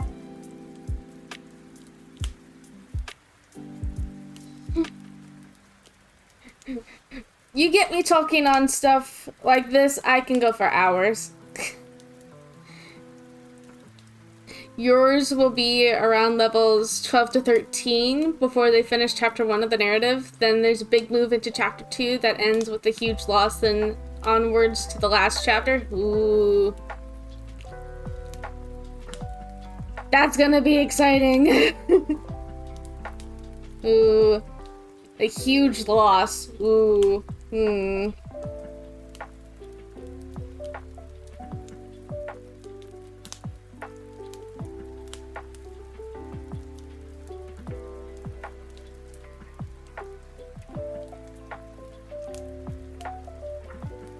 That's bound to be interesting. Because you run Cult of the Shade in 4 different universe shards, Saturday, Monday, Tuesday, and Thursday. Each different players, different narratives, but the same themes, so you have to juggle all that together. I don't envy you. But in chapter 3, the groups may finally get to meet each other for reasons. Oh, winky face. Oh, now that's interesting. Timelines converge. Just, well, not timelines. The shards converge. Just.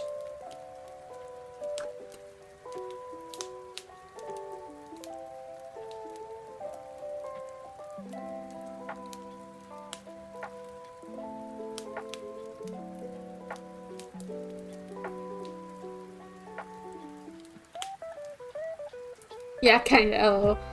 Lore happened that split the timeline into 4 shards. Oh.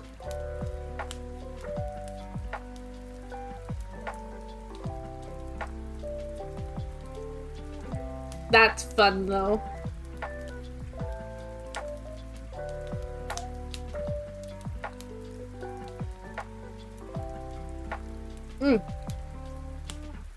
Squeezy.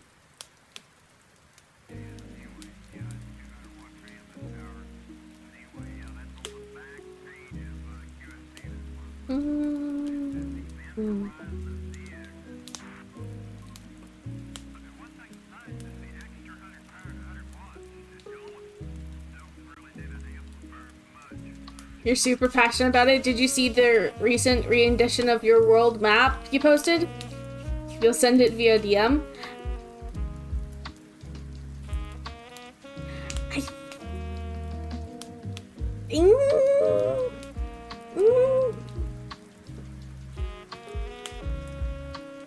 Do it.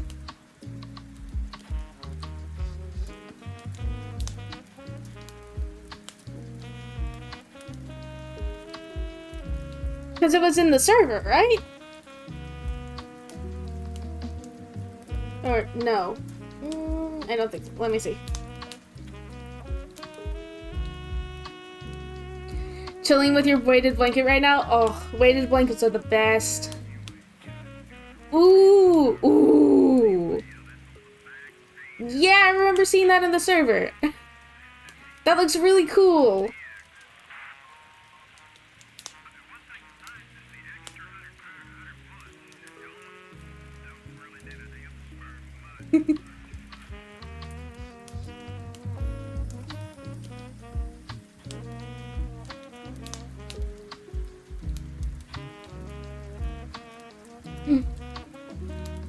Yay. That map looks really fucking good.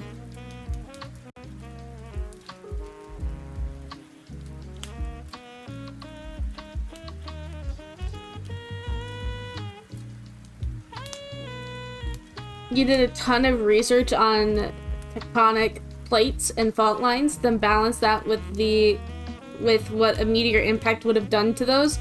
Lots of research. You obsess over the details. I mean, if you're gonna do something, you gotta do it with the details in place. If you don't have the details, then you're lacking in that department, and that is just like, what if they ask this question? Oh shit, I don't know. Pardon me while I seek knowledge. Instead of just having, ah yes, here's this, hiya.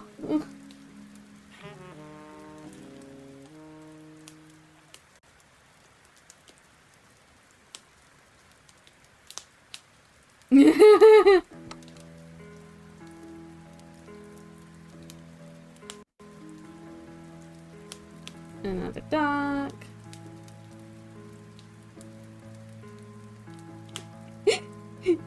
That's why you like watching my stuff? I'm very detail oriented. Yes, I do the thing of where I get the overview and then I just go totally in depth.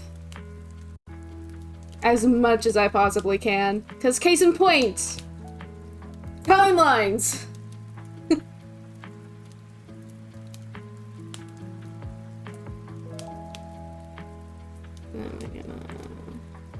No, you're ready for it.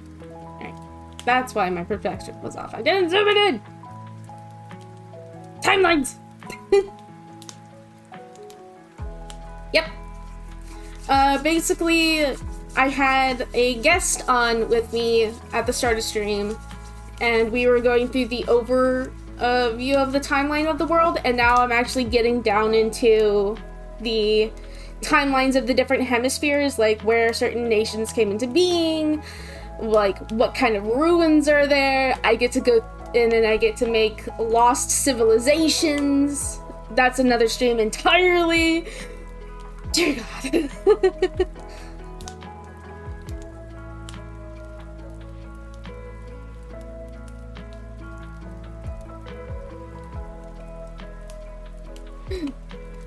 uh...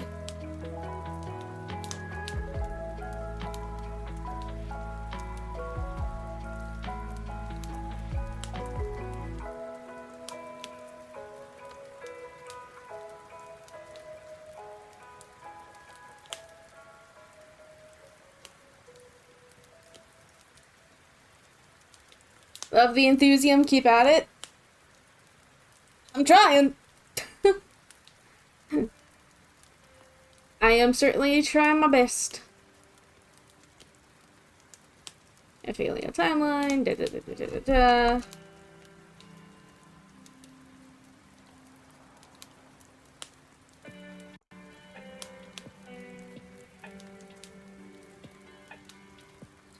Trying my best.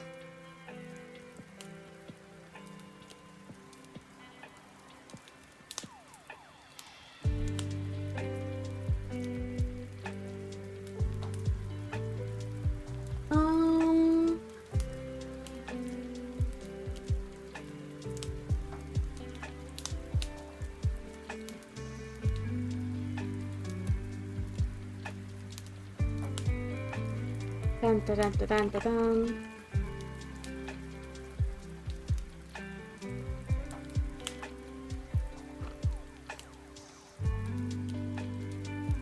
Wait a minute. Hold on. I need something. Oh, da, da, da, da, da.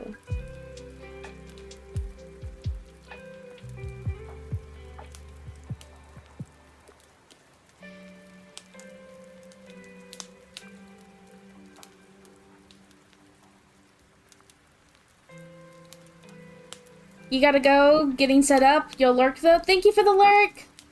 I very much appreciate it. Good luck with your stream. I'll probably pop in there, all things considered.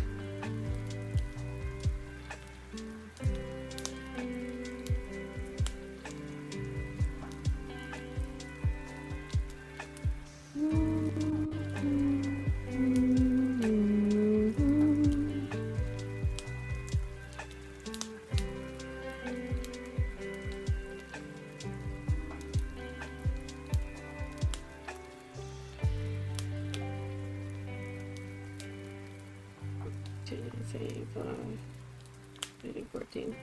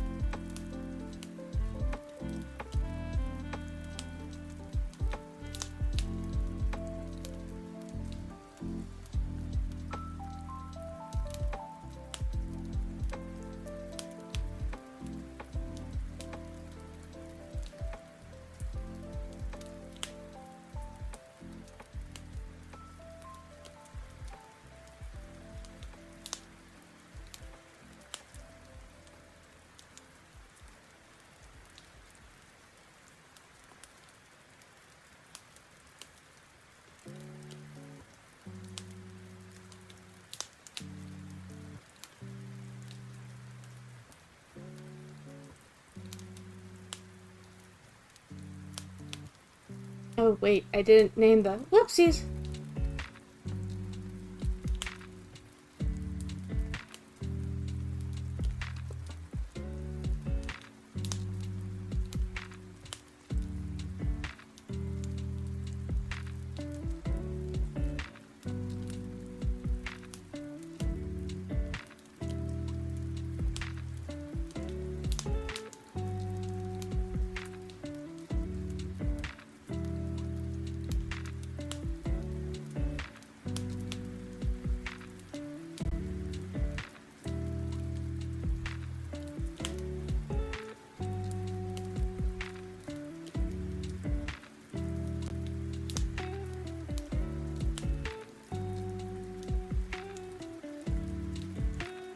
Didn't grab the name for that. It's fine. I'll do it later.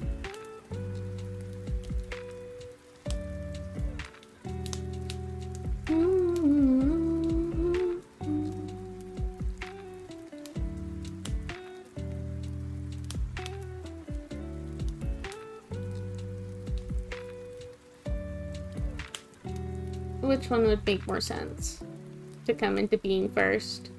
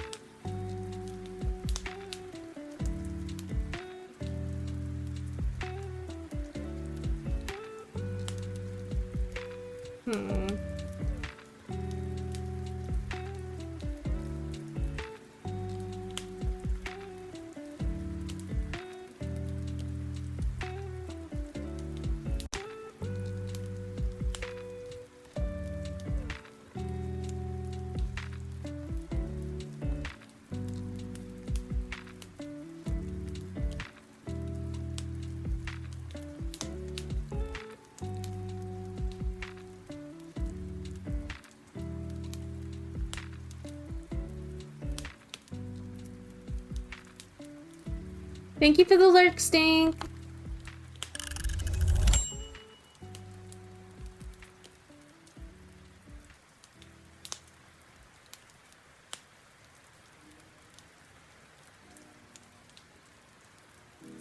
Break time!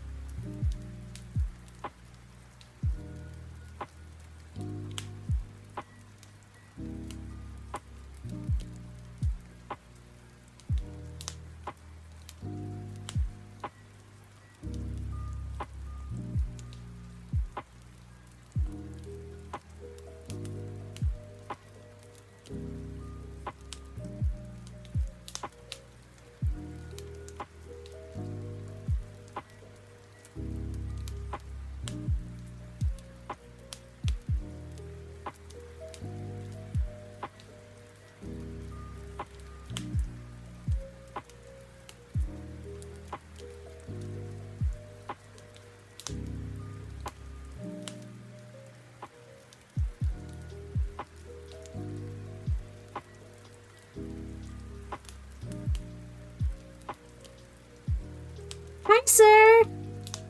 Or DB, whichever one you prefer. You are catching me in the middle of one of my break times from working on my homebrew shit.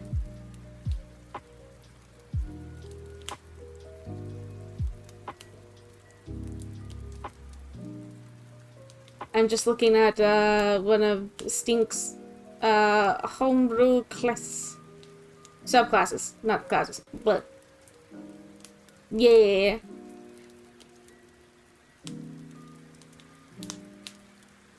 You're trying to make your brain work? Oh. That's fair.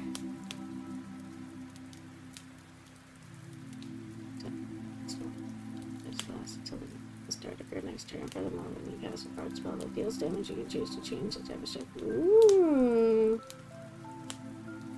You can choose an initial damage type at 6 to 14. Ooh. What are you trying to make your brain work for? Or just in general? Iron magic with about the dragons once per turn when you cast it.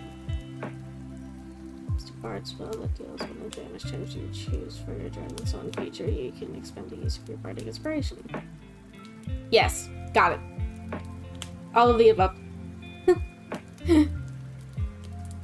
Upon doing so, roll your bardic inspiration die once and add it to the damage dealt by the spell. Ooh!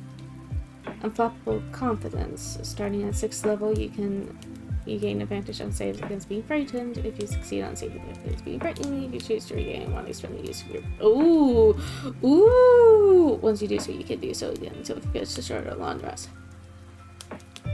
Ultimate Dragon Stone, starting at 14th level, whenever you use your Dragon's Wrath feature, you roll a d6 instead of expending a use of Bardic Inspiration. Additionally, choose one of the damage types you chose for your Dragon's Wrath feature. You gain resistance to that damage. Ooh, that's a good one. But yeah, back to work! Whee!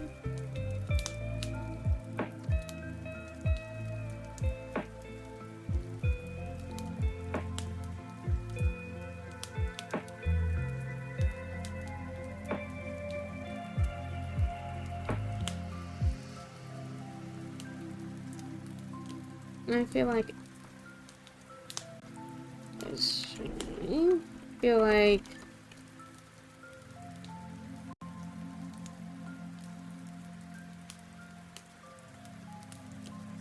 should go there.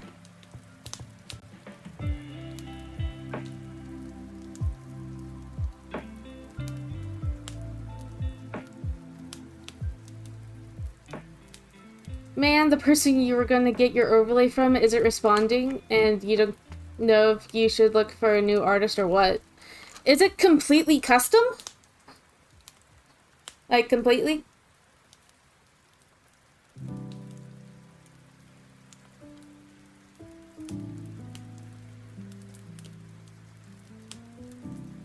Yeah. Well, maybe they're working on someone else's.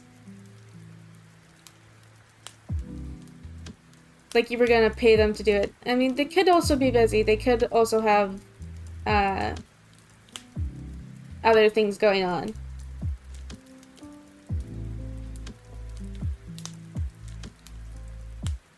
But, I mean, it's always good to have options, to be fair. Yeah, but calm silence is strange. That's fair.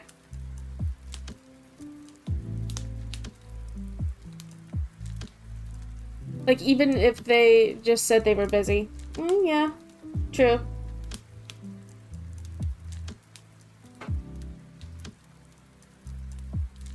Very true.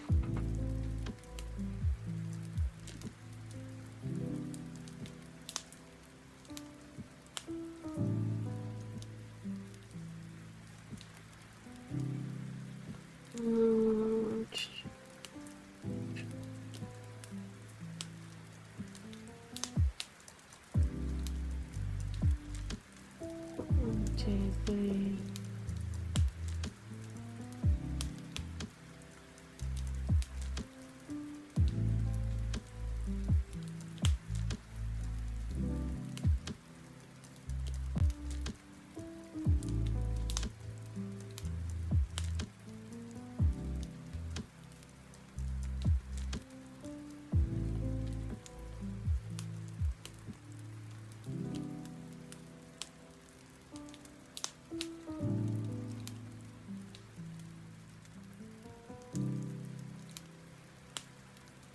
One, two, three, 4, 5, 6, 7, 8, 9.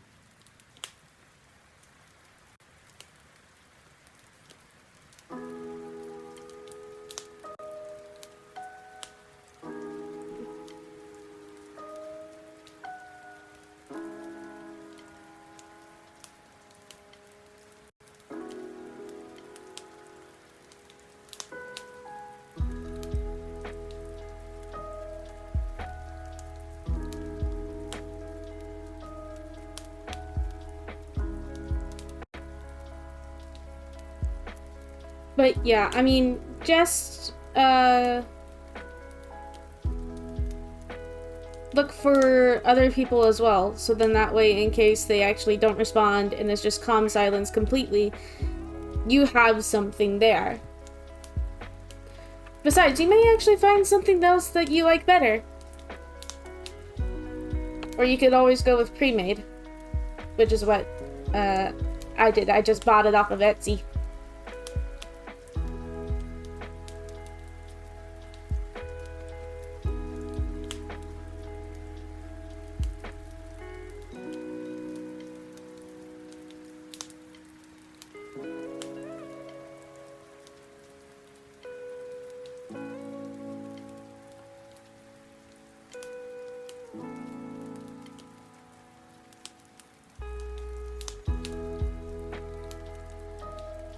One, two, three, four, five, six. Okay, so 1, 2, 3, 4, 5, 6, 7, 8, 9, 10, 11. There we go.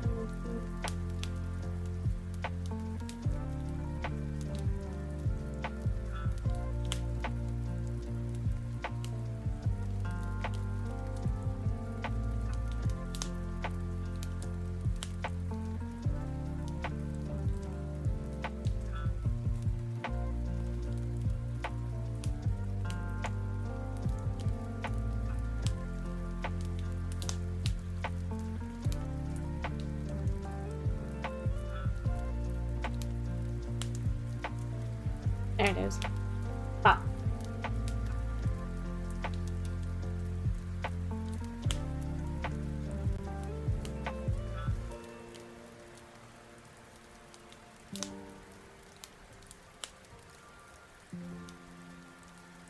Hmm.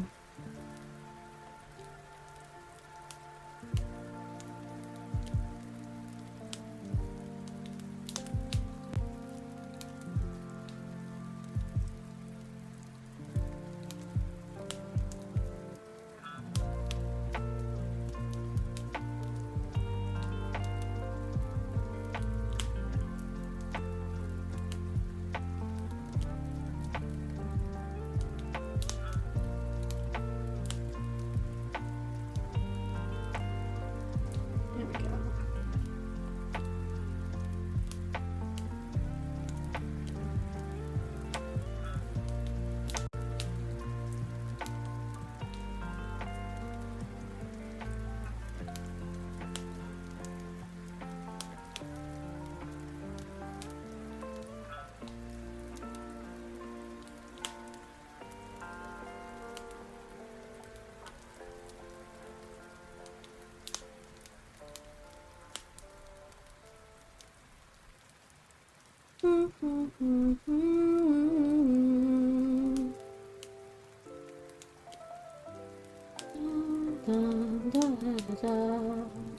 Da, da, da, da, da.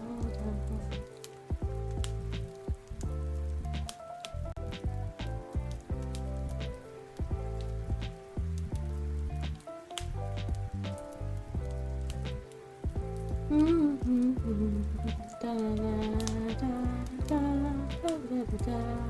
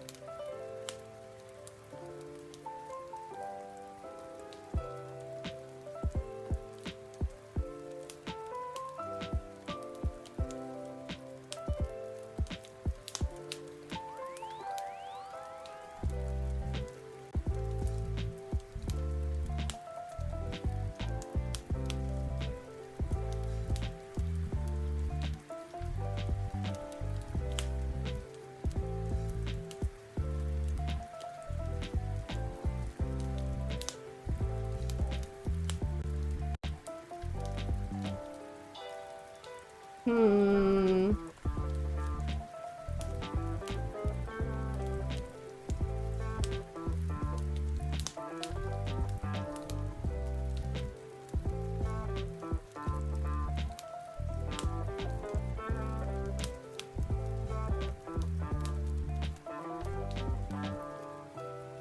All things considered, I've got most of the timeline stuff done.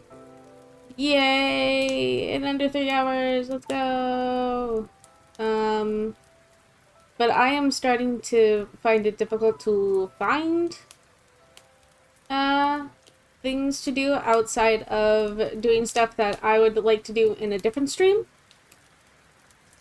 Plus, my energy is also getting pretty low at this point. So, we are gonna chill.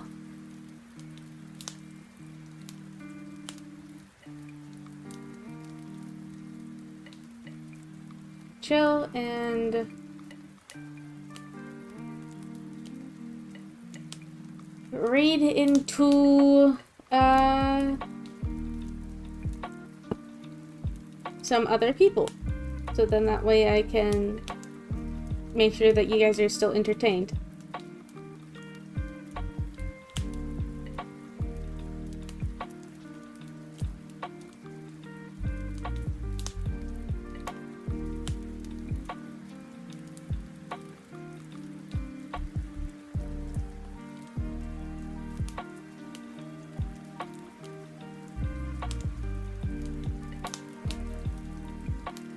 I'm just looking for someone to raid, and then we'll raid.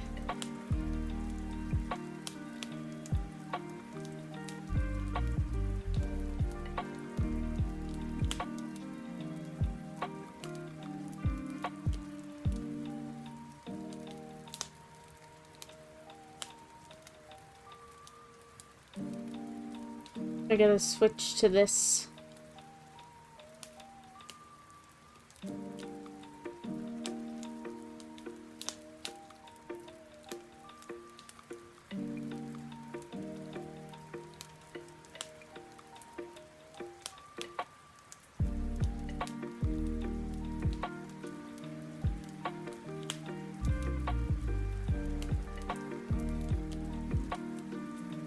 I know who I wish to raid.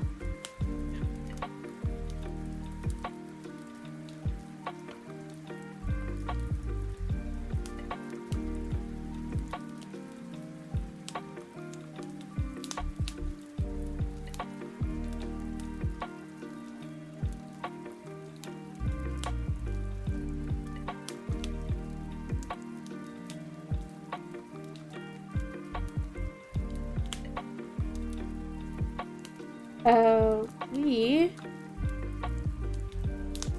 are going to raid the Role Slayers.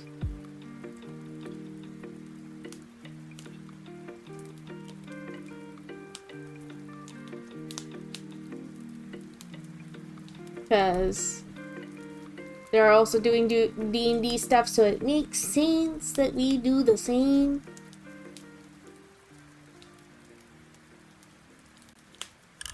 So, oh, perfect. Just in time for break to start. So we're going to pause that, and we're going to focus on this. But yeah, we're going to do the Role Slayers. They're currently doing some D&D stream.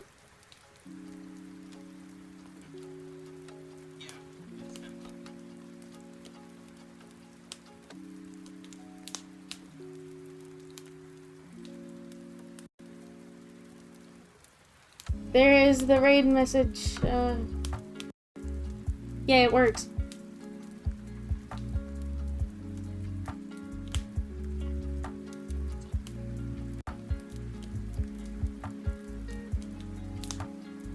But yeah, thank you guys so much for coming by. I very much appreciate it.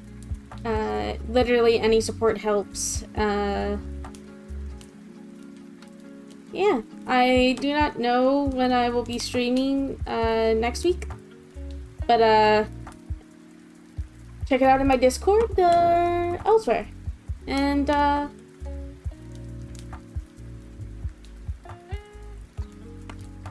till then,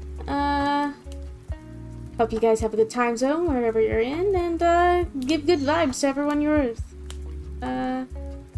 See ya.